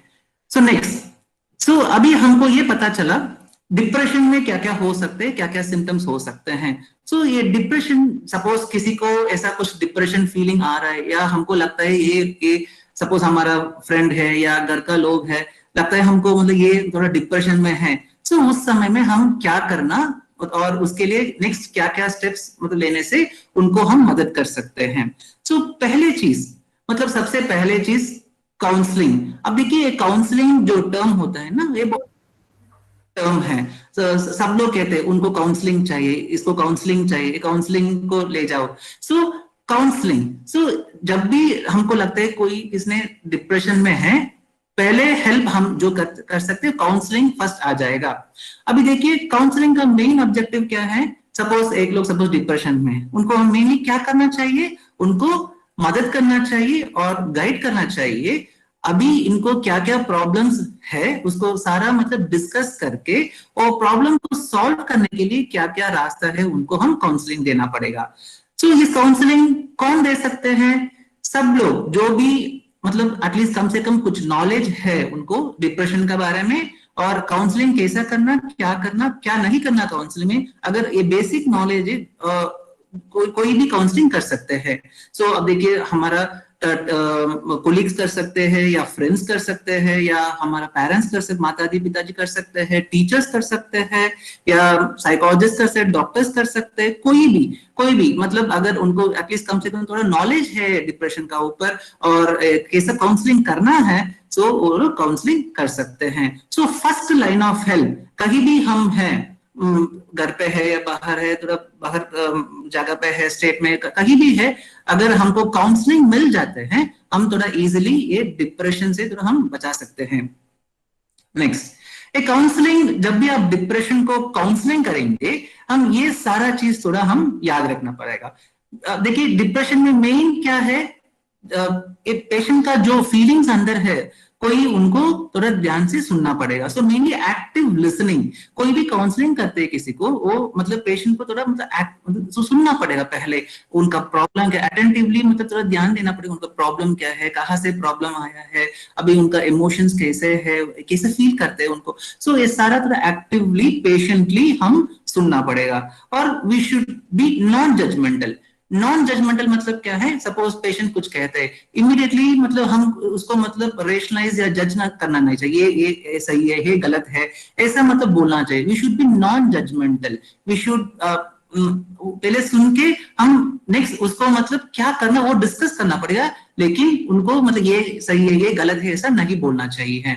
और उसको मतलब रिफ्लेक्ट करना पड़ेगा, उसके लिए क्या कर सकते हैं, एक कैसा हुआ, ऐसा रिफ्लेक्ट करके पॉजिटिव फीडबैक देना पड़ेगा। मतलब जो भी हम हमारे साथ डिस्कस करते हैं उनको पॉजिटिव फीडबैक और अफर्मेशन, ठीक है ऐसा ऐसा हो गया है, इसके लिए क्या करने से आपको ये प्रॉब्लम सही हो जाएगा, प्रॉब्लम ठीक हो जाएगा, ऐसा उनको पॉजिटिव फीडबैक और अफर्मेशन देना पड़ेगा। और फाइनली मतलब जो भी उनको प्रॉब्लम है फीलिंग्स उसको समराइज करके, और नेक्स्ट उनको क्या क्या वेज है, क्या क्या रास्ता है उनको मदद करने के लिए, और उनको मतलब कैसे हम होप और रीएश्योरेंस दे सकते हम देखना पड़ेगा। सो ये मेन फैक्टर्स है, जब भी हम किसी को काउंसलिंग करते हैं ये सारा चीज हम ध्यान रखना पड़ेगा। Next, counselling techniques. डिप्रेशन के लिए क्या क्या टेक्निक्स हम यूज जब काउंसलिंग करेंगे। सो मेन चीज मैंने पहले बोला था, लिसन केयरफुली। 2 नंबर चीज, सुनने के बाद रीएश्योर करेंगे, उनको थोड़ा कॉन्फिडेंस हम देना पड़ेगा, ठीक है अभी ठीक है, कुछ प्रॉब्लम नहीं है, सही हो जाएगा, ऐसा पॉजिटिव एटीट्यूड के साथ उनको हम कॉन्फिडेंटली रीएश्योर करना पड़ेगा। और अभी जो भी स्ट्रेस इस कोविड-19 सिचुएशन में जो भी स्ट्रेसफुल फैक्टर्स हो, अब देखिए पहले मैंने स्लाइड्स में डिस्कस किया था क्या क्या स्ट्रेस फैक्टर्स हो सकते हैं। सो सारा चीज को हम डिटेली थोड़ा एनालाइज करके ये क्या स्ट्रेस हो रहा है अभी इनको वो थोड़ा आइडेंटिफाई करना पड़ेगा। और सोर्स ऑफ कॉन्फ्लिक्ट, कहाँ से प्रॉब्लम शुरू होगा वो भी आइडेंटिफाई करना पड़ेगा। और सब कुछ आइडेंटिफाई करने के बाद इंडिविजुअल मरीज का, पेशेंट का इसमें उनका स्ट्रेंथ क्या है और वीकनेसेस क्या क्या है। अभी देखिए ये सारा स्ट्रेंथ और वीकनेसेस हमारा कोपिंग एबिलिटी और कोपिंग स्ट्रेटजी को डिटरमाइन करने के लिए मदद करते हैं। हमारा स्ट्रेंथ क्या है, मतलब जो भी प्रॉब्लम हो उसको कैसे डील करना, हमारे साथ क्या मतलब स्ट्रेंथ है और क्या क्या वीकनेसेस है वो भी डिस्कस करना पड़ेगा काउंसलिंग सेशन में। और work upon coping and problem solving skills, ये भी एक इंपॉर्टेंट चीज है काउंसलिंग टेक्निक्स में और साइकोथेरेपी में भी। हमारा कोपिंग स्ट्रैटेजीज प्रोफेसर तपस सर ने भी इसमें डिस्कस किया था। हमारा कोपिंग को मतलब क्या क्या करना है, कैसे करना है, उसका स्ट्रैटेजीज क्या क्या सर ने डिस्कस किया था। सो वो कोपिंग एबिलिटी जो हमारे साथ उसको मतलब और डेवलप करने के लिए काउंसलिंग मदद करते हैं। और help to understand how emotions affect behaviour, मतलब हमारा इमोशंस डिप्रेशन में क्या होते हैं, मेनली हम हमारा इमोशनल डिस्टर्बेंसेस ज्यादा बनते, इसलिए देखिए मन उदास हो जाते हैं, ज्यादा मतलब इंटरेस्ट नहीं होता है और सुसाइडल थॉट्स आते हैं। सो इमोशंस बहुत प्रॉब्लमैटिक और डिस्टर्ब हो जाए डिप्रेशन में, और हमारा बिहेवियर को कैसे अफेक्ट करते हैं वो भी समझना चाहिए। और फाइनली काउंसलिंग में थोड़ा साइको एजुकेशन देना पड़ेगा डिप्रेशन के बारे में। साइको एजुकेशन मतलब एक बीमार का नेचर कैसे है, सिम्टम्स क्या क्या होता है, बीमार डिप्रेशन में हम क्या क्या करना क्या नहीं करना, कहाँ से मतलब हम हेल्प लेना, वो सारा साइको एजुकेशन बीमार के ऊपर हम देना पड़ते हैं काउंसलिंग टेक्निक्स में। सो जब भी कोई किसी को काउंसलिंग करते हैं ये चीज थोड़ा याद रखना पड़ेगा। जब भी आप काउंसलिंग करते हैं पेशेंट को फोर्स नहीं करेंगे बात करने के लिए, ये बहुत इंपॉर्टेंट चीज है। और पेशेंट के साथ कभी भी लड़ाई या आर्ग्यूमेंट नहीं करना चाहिए, और पेशेंट को क्रिटिसाइज और ब्लेम नहीं करना चाहिए, तुम ऐसा किया था इसलिए हुआ, तुम ऐसा किया इसलिए हुआ, ऐसा मतलब ब्लेम और क्रिटिसाइज नहीं कर सकते हैं। और lastly be judgement, don't be judgemental. मैं ऑलरेडी इसको डिस्कस कर, हम हमारा ओन पर्सनल जजमेंट के बारे में पेशेंट का प्रॉब्लम नहीं देख सकते हैं। सो ये नहीं करना चाहिए। So this are the don't do factors during a counselling session. तो काउंसलिंग जब भी पेशेंट डिप्रेशन में है उनका काउंसलिंग में इंडिविजुअली हम काउंसिल कर सकते हैं, अगर फैमिली को इन्वॉल्व करना फैमिली के साथ भी काउंसलिंग कर सकते हैं, या ग्रुप काउंसलिंग। ग्रुप काउंसलिंग मतलब सपोज 2-3 मरीज है डिप्रेशन में, उनको साथ में बैठ के डिस्कस कर सकते हैं, मतलब प्रॉब्लम को कैसे सॉल्व किया था, उनका एक्सपीरियंसेस क्या है, ऐसा ग्रुप काउंसलिंग भी कर सकते हैं। Benefits of counselling. सो जब भी हम सपोज किसी ने आया डिप्रेशन का काउंसलिंग के लिए, हम सपोज उनको अच्छी तरह से सपोज काउंसलिंग करेंगे, क्या क्या बेनिफिट मिलेगा मरीज को, इट गिव्स एन अपॉर्चुनिटी, एक मरीज को एक मौका मिलेगा मेनली उनका फीलिंग्स और प्रॉब्लम सबको वेंट आउट करने के लिए, और इनको स्किल्स जो भी मतलब ये प्रॉब्लम को डील करने का स्किल्स जो है वो डेवलप करने के लिए मदद करेगा, और मेनली नेगेटिव थिंकिंग को हटाने के लिए मदद करते हैं, और पॉजिटिव एटीट्यूड डेवलप करने के लिए मदद करते हैं, और सपोज जो भी अभी सिम्टम स्टार्ट हुआ वो और खराब नहीं होने के लिए मदद करते हैं। This are the benefits of counselling. So next coming to how to prevent depression. So depression को हम कैसे रुका सकते हैं? अब देखिए डिप्रेशन का फैक्टर्स मल्टी फैक्टोरियल होते हैं, बहुत फैक्टर्स मैंने डिस्कस किया था, biological factors, psychological factors, social factors, ऐसा बहुत सारा फैक्टर्स है।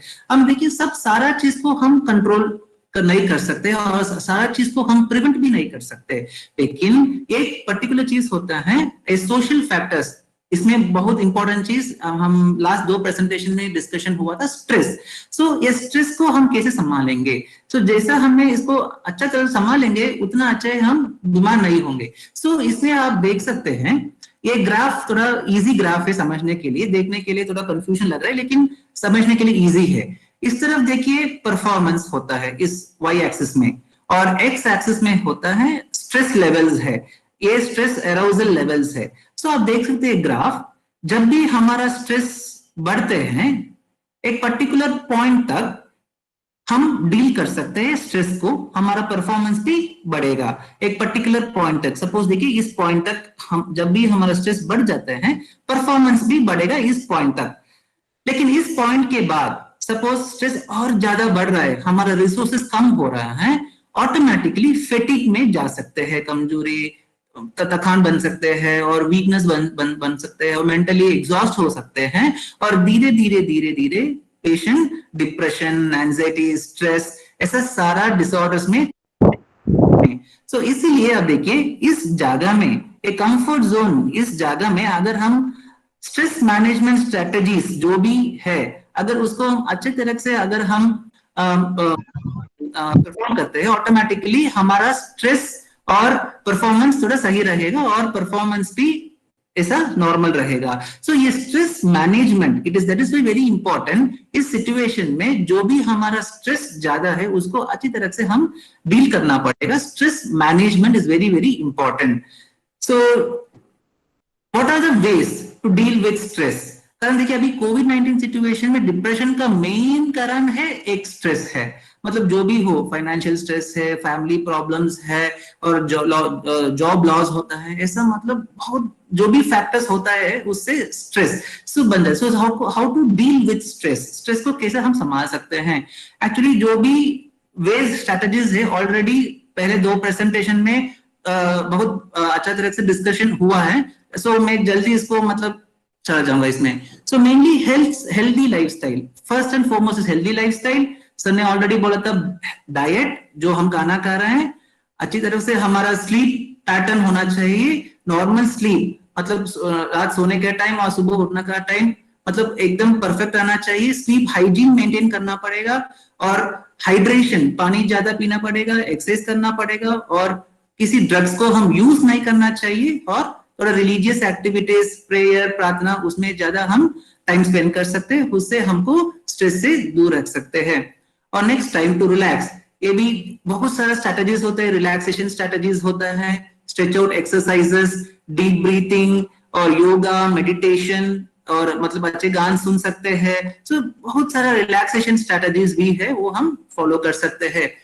और सेल्फ ऑर्गेनाइजेशन, डेली हमारा जो भी काम है, डेली रूटीन एक्टिविटी जो है उसको और थोड़ा सिस्टमैटिक रख के ऑर्गेनाइजली अगर हम करेंगे वो भी हमको थोड़ा रिलैक्स मिल जाएगा।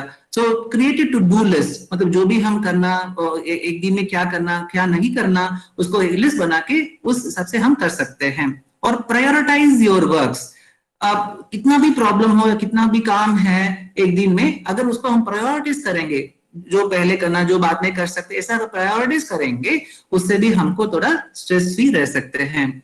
और ये इंपॉर्टेंट, बहुत इंपॉर्टेंट है। अभी देखिए इस कोविड-19 सिचुएशन में हम सारे लोग ये प्रैक्टिस करते हैं फिजिकल और सोशल डिस्टेंसिंग। लेकिन इसमें देखिए जो सोशल डिस्टेंसिंग टर्म सिर्फ फिजिकल डिस्टेंसिंग को मीन करते हैं, मतलब हम एक लोग से दूसरे लोग थोड़ा दूर रहना चाहिए, डिस्टेंस फिजिकली मेंटेन करना चाहिए, लेकिन हम सोशली कनेक्टेड होना चाहिए। सोशल कनेक्शन मतलब क्या है, हम देखिए मतलब अभी कोविड-19 में हम घर पे था, बाहर कहीं नहीं गया, सो थोड़ा हमको बहुत ज्यादा टाइम मिलता था फैमिली मेंबर्स के साथ बात करने के लिए, बच्चे के साथ बात करने के लिए, हमारा ग्रैंड पेरेंट्स के साथ बात करने के लिए, फ्रेंड्स के साथ बात करने के लिए। सो इस सिचुएशन में हमको बहुत टाइम मिला था बात करने के लिए। सो अगर हम सोशली कनेक्टेड हो, मतलब सबके साथ फिजिकल डिस्टेंसिंग मेंटेन करना पड़ेगा, लेकिन सेम टाइम में सोशल कनेक्टेडनेस, सोशली हम कनेक्टेड रहना चाहिए। उसके लिए बहुत टेक्नोलॉजी भी हमारे पास। अब देखिए अभी देखिए इतना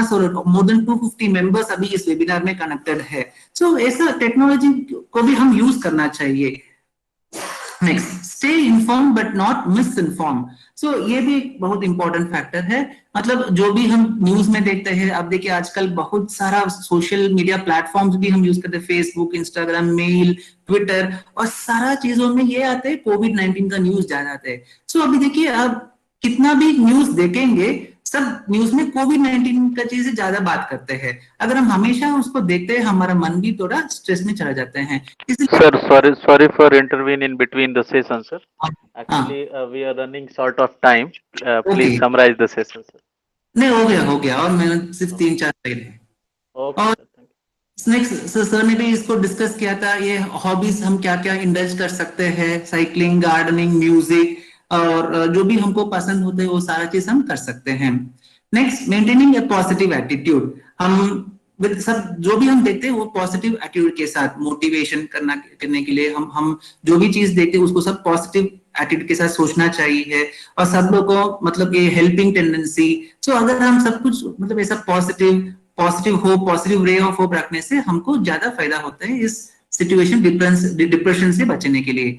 और लास्ट चीज है अक्नॉलेज योर फीलिंग्स। जब भी हमको लगता है डिप्रेशन थोड़ा लगता है, सिम्टम्स थोड़ा महसूस हो रहा है और लग रहा है हम थोड़ा डिप्रेशन में चल रहा है, इमीडिएटली हमको थोड़ा एसेस करना पड़ेगा। हमको क्या क्या चेंजेस हो रहे हैं, बॉडी में क्या चेंजेस हो रहा है, साइकोलॉजिकल चेंजेस क्या क्या हो रहा है। सो जब भी ऐसा चेंज फील होता है, इमीडिएटली उसको थोड़ा हम डील करना पड़ेगा। Don't ignore the science of stress, और जो भी सोच आ रहा है उसको और बढ़ने के लिए मौका मत दीजिए, और रिलैक्सेशन स्ट्रेटजीज फॉलो करना पड़ेगा, और सीक प्रोफेशनल हेल्प, मतलब डॉक्टर के साथ, साइकोलॉजिस्ट के साथ, काउंसलर के साथ, जो भी हो उनसे हम मदद लेना चाहिए। और इसको कैसे कम्युनिटी लेवल में प्रिवेंट कर सकते हैं, अब देखिए अभी वेबिनार चल रहे हैं और ये सब सेंसिटाइजेशन प्रोग्राम्स, अवेयरनेस पब्लिक को, लोगों को सब ये थोड़ा हम इंफॉर्मेशन और नॉलेज दे सकते हैं। कोविड-19 में डिप्रेशन कैसा हो सकता है, क्या क्या प्रॉब्लम से हो सकते हैं, थोड़ा हम जानकारी दे सकते हैं। और कम्युनिटी पार्टिसिपेशन और सोशल सपोर्ट बहुत स्ट्रांग होना चाहिए इसमें। लोकल ग्रुप्स है, एनजीओज है और कम्युनिटी लेवल लीडर्स है, उनसे हम मदद ले सकते हैं। सो फाइनली ट्रीटमेंट उसमें पहले क्या होते हैं, असेसमेंट, पूरा तरह से पेशेंट को असेस करना पड़ेगा। उसके लिए प्रॉपर हिस्ट्री टेकिंग लेना चाहिए, मेंटल स्टेटस एग्जामिनेशन भी करना चाहिए, और उनका लेवल ऑफ डिप्रेशन कितना है वो भी असेस करना पड़ेगा, और पॉसिबल और बायोलॉजिकल फैक्टर्स जो भी है उसको रूल आउट करना पड़ेगा। और सो एक्चुअल ट्रीटमेंट क्या होता है, फार्माकोलॉजिकल ट्रीटमेंट और नॉन फार्माकोलॉजिकल ट्रीटमेंट। सो फार्माकोलॉजिकल ट्रीटमेंट में है होता है 2 मेडिकेशन, एंटी डिप्रेसेंट मेडिकेशन, बहुत सारा टाइप है, और मूड स्टेबलाइजर से मन को स्टेबलाइज करने के लिए वो दोनों मेडिसिन है फार्माकोलॉजिकल ऑप्शंस में डिप्रेशन को ट्रीटमेंट देने के लिए। और नॉन फार्माकोलॉजिकल 3 चीज है, counselling and psycho education, already हमने डिस्कस किया था, स्ट्रेस मैनेजमेंट वो भी हमने डिस्कस किया था, और फाइनली साइकोथेरेपीज।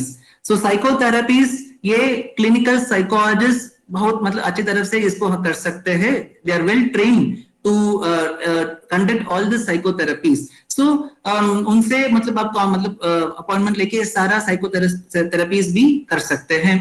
सो उसमें मेन चीज कॉग्निटिव बिहेवियर, जहां हमारा इमोशंस और बिहेवियर कैसे डील करना पड़ेगा, और इंटरपर्सनल थेरेपी में क्या होते हैं, मेनली फैमिली मेंबर्स के साथ इंटरपर्सनल रिलेशन कैसे अच्छी तरह रखना पड़ेगा वो डील करते हैं, फैमिली थेरेपी, कपल थेरेपी।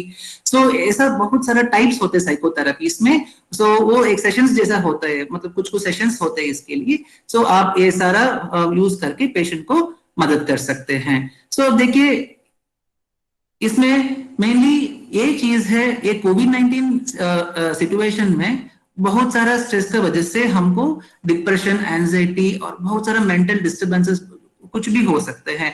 लेकिन अगर हम उसको मतलब पॉजिटिव एटीट्यूड के साथ सारा कोपिंग स्ट्रेटजीज के अगर हम ठीक से डील करेंगे, हम इतना मतलब प्रॉब्लमेटिक सिचुएशन में हम नहीं आएंगे। सो और बहुत सारा हेल्प डॉक्टर रिचा डिस्कस किया, हेल्प सब तरफ हेल्प है। सीआरसी, हमारे एम्स में भी, आरए मेडिकल, सब तरफ हेल्प है। सो आप जरूर मतलब जब भी आपको ऐसा प्रॉब्लम लगता है, इमीडिएटली कांटेक्ट करके आप ए प्रॉब्लम से आप दूर रह सकते हैं। Thank you. Thank you so much sir. बहुत ही शानदार और सारगर्भित सत्र आप तीनों विषय विशेषज्ञों के द्वारा आज के हमारे साथ जुड़े हुए सभी प्रतिभागियों को मिला है सर। चैट बॉक्स में बहुत सारे सवाल भी आए सर, और मुझे लगता है कि काफ़ी हद तक जो बहुत ही सवालों के जवाब आप तीनों पैनलिस्ट के माध्यम से हमारे श्रोतागणों को, प्रतिभागियों को मिल चुका होगा। लेकिन बहुत सवाल ऐसे भी हैं जिनका जवाब मुझे लगता है कि एक बार आपसे पूछा जाना चाहिए सर। तो इसी कड़ी में हम अपने दूसरे कार्यक्रम समन्वयक श्री राजेश कुमार यादव, पुनर्वास अधिकारी सीआरसी गोरखपुर को आमंत्रित करते हैं कि वो आए और जो हमारे अभिभावकों या प्रतिभागियों के प्रश्न हैं उन प्रश्नों को आदरणीय विषय विशेषज्ञों से वार्ता के माध्यम से जानने का प्रयास करें। श्री राजेश यादव जी। धन्यवाद सर। मेरी आवाज आप तक पहुंच रही है sir? Yes, continue sir please. Sir, पहला मेरा सवाल है डॉक्टर तपस कुमार आइच सर से। हमारी एक पेरेंट्स हैं सुमन जी, उन्होंने पूछा हुआ है कि हम अपने दिव्यांग बच्चों में तनाव को कैसे कम कर सकते हैं, और ये बता रही हैं कि इनका बच्चा एक जगह रुकता नहीं है, वो इधर से उधर लगातार भागता रहता है, हम उसे योगा से कैसे जोड़ सकते हैं। तो ये इनका प्रश्न है, मैं इसका उत्तर चाहूंगा डॉक्टर तपस कुमार आइच सर से।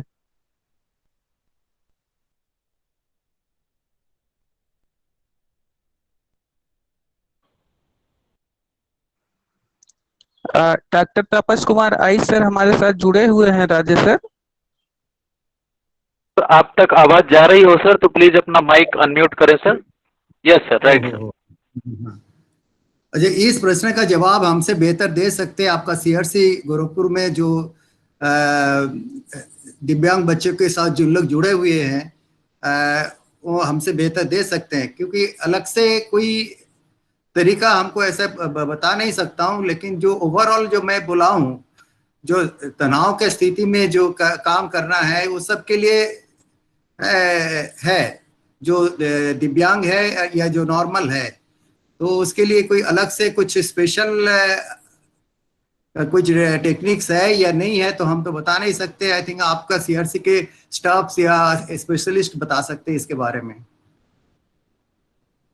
राजेश जी, इसका जवाब अगर आप दे एक साइकोलॉजिस्ट के तौर पे तो वो ज्यादा बेहतर होगा। श्योर सर, इनका जवाब जरूर दिया जाएगा सर, लेकिन बहुत सारे सवाल जो साइकेट्री से संबंधित हैं उन सवालों का जवाब पहले राजेश जी विषय विशेषज्ञों से प्राप्त कर लें, बाकी सुमन जी को उनका जवाब मिलेगा सर। धन्यवाद सर। इसी कड़ी में मैं एक अन्य क्वेश्चन पूछना चाहूंगा। हमारे एक पेरेंट्स हैं प्रभात कुमार जी, उन्होंने पूछा हुआ है कि चिल्ड्रन विथ स्पेशल नीड इस समय वर्तमान कोविड-19 लॉकडाउन के दौरान अनयूजुअल बिहेवियर कर रहे हैं, और उस अनयूजुअल बिहेवियर को हम कैसे दूर कर सकते हैं, इसका उत्तर मैं चाहूंगा रिचा मैडम से, डॉक्टर रिचा त्रिपाठी मैडम से, कि वो इस प्रश्न का हमारे पेरेंट्स को जवाब दें। मैडम। बिल्कुल, चिल्ड्रन विद स्पेशल नीड्स की डेफिनेटली उनको थोड़ी मानसिक परेशानी हो सकती है इस लॉकडाउन में, क्योंकि नॉर्मल बच्चा होता है फिर भी अडेप्ट कर जाएगा कि दरवाजा बंद है तो वो बाहर नहीं जाए। बट ये चिल्ड्रन विद स्पेशल नीड्स जो होते हैं उनकी अडेप्टेशन स्ट्रेटेजी उतनी अच्छी नहीं होती है। तो इसको हम जो भी प्रॉब्लम है इसको कम करने के लिए पहला तो हम ये कर सकते हैं कि जो एनवायरनमेंट है वो उनका सेम ही रखें, बहुत ज्यादा उसमें चेंज ना करें। जैसे कि अगर आपने एक बार कोई कमरा उनका वैसा लगा दिया है कि वैसा ही, तो उसको वैसा ही रखें। दूसरा, इन बच्चों को किसी और काम में लगाएं, जैसे कि घर में जो भी कार्यकलाप कर सकते हैं, जैसे कि बच्चे पेंटिंग कर रहे हैं या कोई पौधा मंगा दें, गार्डनिंग वगैरह करवाएं, या बच्चों के साथ आप खुद कुछ गेम्स खेलते रहें, तो इस तरह से आप इन बच्चों के स्ट्रेस को कम कर सकते हैं। Thank you madam.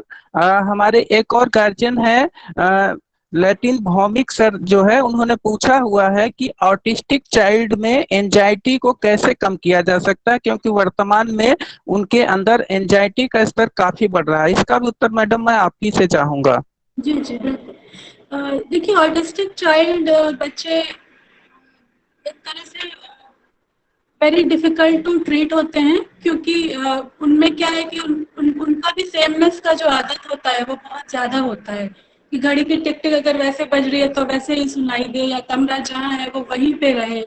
तो जैसा कि मैंने आपको पहले वाले क्वेश्चन के लिए बोला कि पहला तो सेमनेस वाली चीज मेंटेन रखनी है, कि अगर आपके घर में जो भी सिनेरियो अभी जैसा भी है कि किचन का सामान जैसा है ठीक ठाक तरीके से वैसे ही रखें, बहुत ज्यादा टेबल चेयर या कुछ बहुत ज्यादा चेंज ना करें। और दूसरी बात है कि इन बच्चों को फिर हमको एंजाइटी के लिए थोड़ा सा ट्रेन करना पड़ता है। इन बच्चों को भी थोड़ा सा इन बच्चों की विजुअल चीज जो होती है, देख कर समझने की जो चीज होती है वो ज्यादा अच्छी होती है, बजाय कि जो आप उनको वर्बली समझाएंगे। तो पिक्चर्स के माध्यम से कुछ चित्र बना करके कि अगर ये चीज ऐसे हो रही है या ये कमरा हमने ऐसा कर दिया तो तुम्हें थोड़ी घबराहट होगी, अगर उनको ये घबराहट को भी एक्सप्लेन करना होगा कि तुम्हारे हाथ ये हो जाए, तुम्हें हो सकता है तुम्हारे दिल की धड़कन बढ़ जाए, तो ये बच्चे थोड़ा देर में समझते हैं। एक्चुअली मेनली इसकी बिहेवियर थेरेपी होती है जो पेरेंट्स के लिए करना थोड़ा डिफिकल्ट है, क्योंकि ये पर्सनल ही करते हैं। बट पेरेंट्स अपने लेवल पे ये कोशिश कर सकते हैं कि एंजाइटी के बारे में इन बच्चों को थोड़ा सा एक्सप्लेन करें, चित्रों के माध्यम से या पिक्चर्स के माध्यम से, वीडियो की एंजाइटी होती है तो ये होता है, और एंजाइटी तुम्हें हो रही है तो तुम्हें ये प्रॉब्लम हो रही है, इस वजह से हो रही है। और साथ ही साथ इन बच्चों को पिक्चर्स में, चीजों में अगर हम लगाए रखें तो इन बच्चों की एंजाइटी डेफिनेटली कम होती है। बट बेशक ये कोविड-19 में बहुत प्रॉब्लमेटिक चीज है। हम डेफिनेटली यही मतलब समझ सकते हैं कि पेरेंट्स बहुत ज्यादा परेशान हैं, बट देखिए इनकी एंजाइटी पूरी तरह से खत्म नहीं हो सकती है, क्योंकि एंजाइटी इनके part of the autistic disorder ही है। बट आप ये कर सकते हैं कि इनकी एंजाइटी को इनको विजुअल क्यूज दिखा करके कम करने की कोशिश करें। धन्यवाद मैडम। अगला प्रश्न मैं लेना चाहूंगा डॉक्टर मनोज पृथ्वीराज सर से। हमारे एक पेरेंट्स हैं चंद्रभान द्विवेदी जी, जो कि बचपन डे केयर प्रयागराज से हैं। इन्होंने पूछा है कि कोरोना पॉजिटिव व्यक्ति के परिवारीजन व सहकर्मी काफी भयभीत, चिंतित व मानसिक रूप से परेशान हो जाते हैं। उनकी मानसिक दशा बेहतर रहे, भयभीत व परेशान न रहे, इस हेतु आप हमें कुछ सुझाव दें सर। हाँ, एक्चुअली अभी देखिए मेरा प्रेजेंटेशन में मैंने डिस्कस किया था इस कोविड सिचुएशन में अगर मतलब किसी फैमिली में पॉजिटिव आ गया है और खुद को पॉजिटिव आ गया है, उससे भी बहुत मतलब अंदर घबराहट, पहले क्या होते है घबराहट बन जाते हैं और बहुत चिंता भी आ जाते हैं, क्या हुआ, कैसे हुआ, कब तक ठीक होगा, ऐसा ज्यादा घबराहट बन जाते हैं जब भी कोविड-19 पॉजिटिव आ जाते हैं फैमिली में। सो देखिए इस सिचुएशन में क्या करना।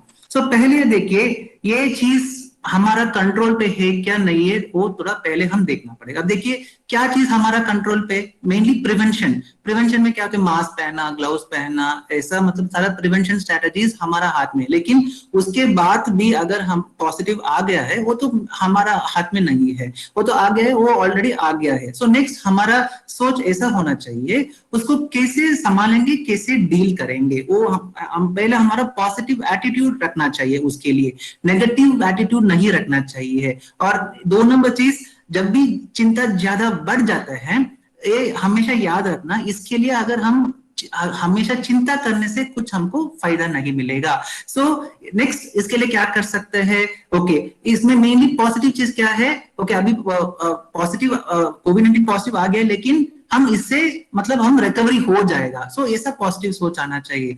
और मतलब हम लोग क्या करते हैं, हमेशा नेगेटिव चीज देखते हैं, इतना लोग मर गया है, इतना कॉम्प्लिकेशंस हो गया है, ऐसा नेगेटिव चीज को सोचते हैं। लेकिन मैं तो सजेस्ट करूंगा थोड़ा पॉजिटिव चीज को सोचो। पॉजिटिव मतलब अब देखिए अभी 30 लाख का ऊपर इन्फेक्शन इंडिया में है, लेकिन ऑलमोस्ट 20 लाख ऊपर रिकवरी भी हो गया है, ऑलमोस्ट 70% रिकवरी हो गया है। सो वो रिकवरी चीज को हम देख के पॉजिटिव रखना पड़ेगा, और उसके लिए मतलब क्या क्या मतलब मेडिकेशंस लेना है, क्या क्या घर पे करना है, और दूसरों लोगों को मतलब कैसे इन्फेक्शन स्प्रेड नहीं हो वो भी थोड़ा हम ध्यान रख के उसको हम संभालना पड़ेगा। सो यही मेन चीज है, पॉजिटिव एटीट्यूड। ये प्रॉब्लम चला जाएगा, ये प्रॉब्लम टेम्पररी है, चला जाएगा। सो ऐसा पॉजिटिव चीज के साथ हम इसको देखना पड़ेगा हम।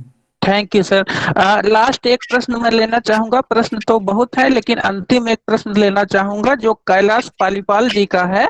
इन्होंने पूछा है कि कोविड-19 लॉकडाउन सिचुएशन के दौरान फैमिली प्रॉब्लम की वजह से मैं काफी टेंशन में हूँ, मेरा मन कहीं नहीं लग रहा है और मैं काफी बेचैन रहता हूँ। इस अवस्था में मैं क्या कर सकता हूँ, इस हेतु मुझे परामर्श दें सर।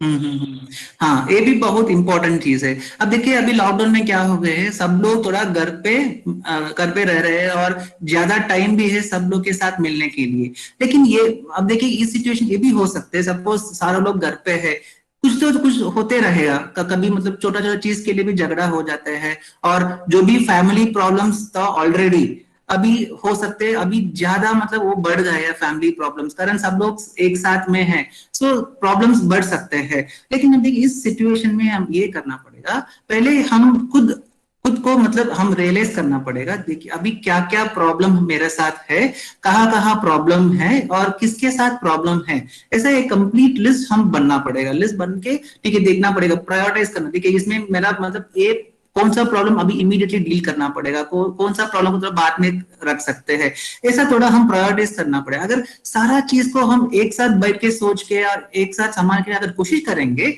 स्ट्रेस और बढ़ जाएगा। और नेक्स्ट दूसरी चीज है, जब भी प्रॉब्लम्स फैमिली मेंबर्स के साथ होते हैं, हम मेनली ये इंटरपर्सनल रिलेशनशिप, इसलिए मैंने कहा इंटरपर्सनल रिलेशनशिप को मतलब और अच्छा करने के लिए कुछ स्ट्रैटेजीज, बहुत सारे स्ट्रैटेजीज होते हैं।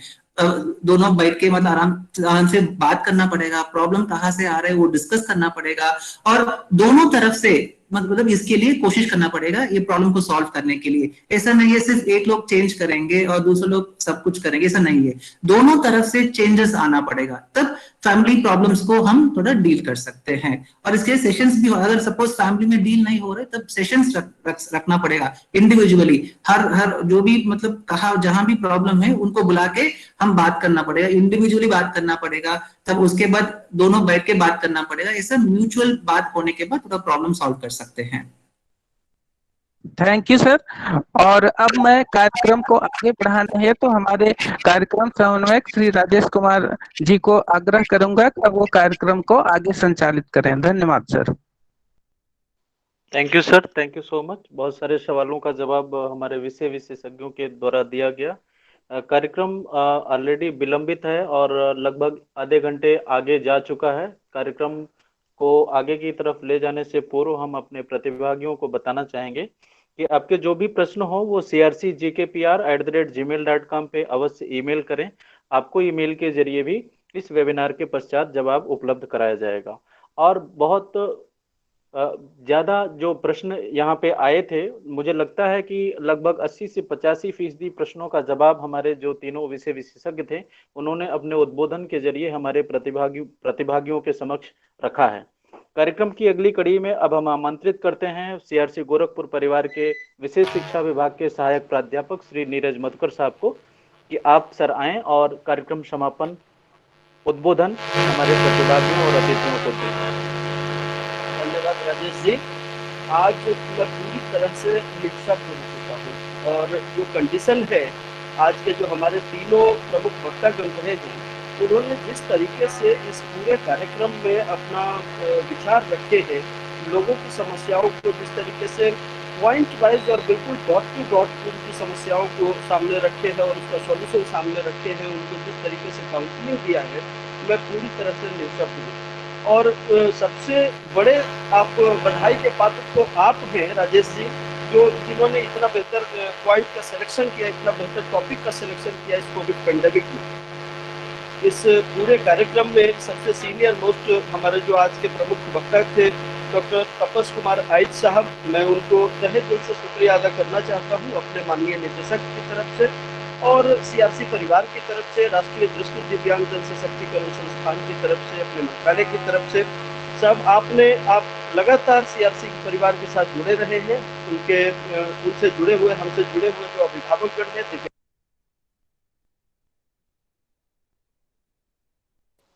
सर आपको किसी ने म्यूट कर दिया है, नीरज सर। आप बधाई के पात्र हैं सर। और मैं इस कड़ी में आगे एक बार फिर से हृदय से आभार देना चाहता हूं डॉक्टर ऋचा त्रिपाठी मैडम को। आज आपने जिस प्रकार से चिंता के अलग अलग प्रकार और उसको आध्यात्मिक तरीके से जिस तरीके से आपने जोड़ा है, वो अद्भुत रहा है। मैं इस कड़ी में आगे धन्यवाद देना चाहता हूं, बधाई देना चाहता हूं डॉक्टर मनोज पृथ्वीराज साहब को भी। स्ट्रेस मैनेजमेंट और उससे संबंधित काउंसलिंग के ऊपर जिस तरीके से रिसर्च बेस्ड एविडेंसेस की बात आपने करी सर, और जिस तरीके से तथ्यों को आपने लोगों के सामने रखा है, वो अद्भुत था सर। इस पूरे कार्यक्रम में जितने हमारे प्रतिभागी गण रहे हैं, उन्होंने जो समय निकाला इसको सुनने के लिए, और उनको उम्मीद है कि इस कार्यक्रम से बहुत ज्यादा फायदा मिला होगा। एम्स परिवार, सीआरसी परिवार, बीआरडी मेडिकल कॉलेज परिवार और इस तरह से अन्य जो दूसरे संस्थान हमारे साथ मिलकर के काम कर रहे हैं, एक बेहतर प्लेटफॉर्म देंगे जहां से लोगों की समस्याओं का समाधान हो सके। इस भीषण महामारी के दौर में हम सब उनके साथ हैं, ऐसा उनको अनुभूति करा सके। इसी के साथ मैं अगले कार्यक्रम के लिए आप राजेश साहब को आमंत्रित करना चाहता हूं कि कार्यक्रम को आगे बढ़ाएं। बहुत बहुत धन्यवाद, बहुत बहुत आभार। Thank you sir, thank you so much.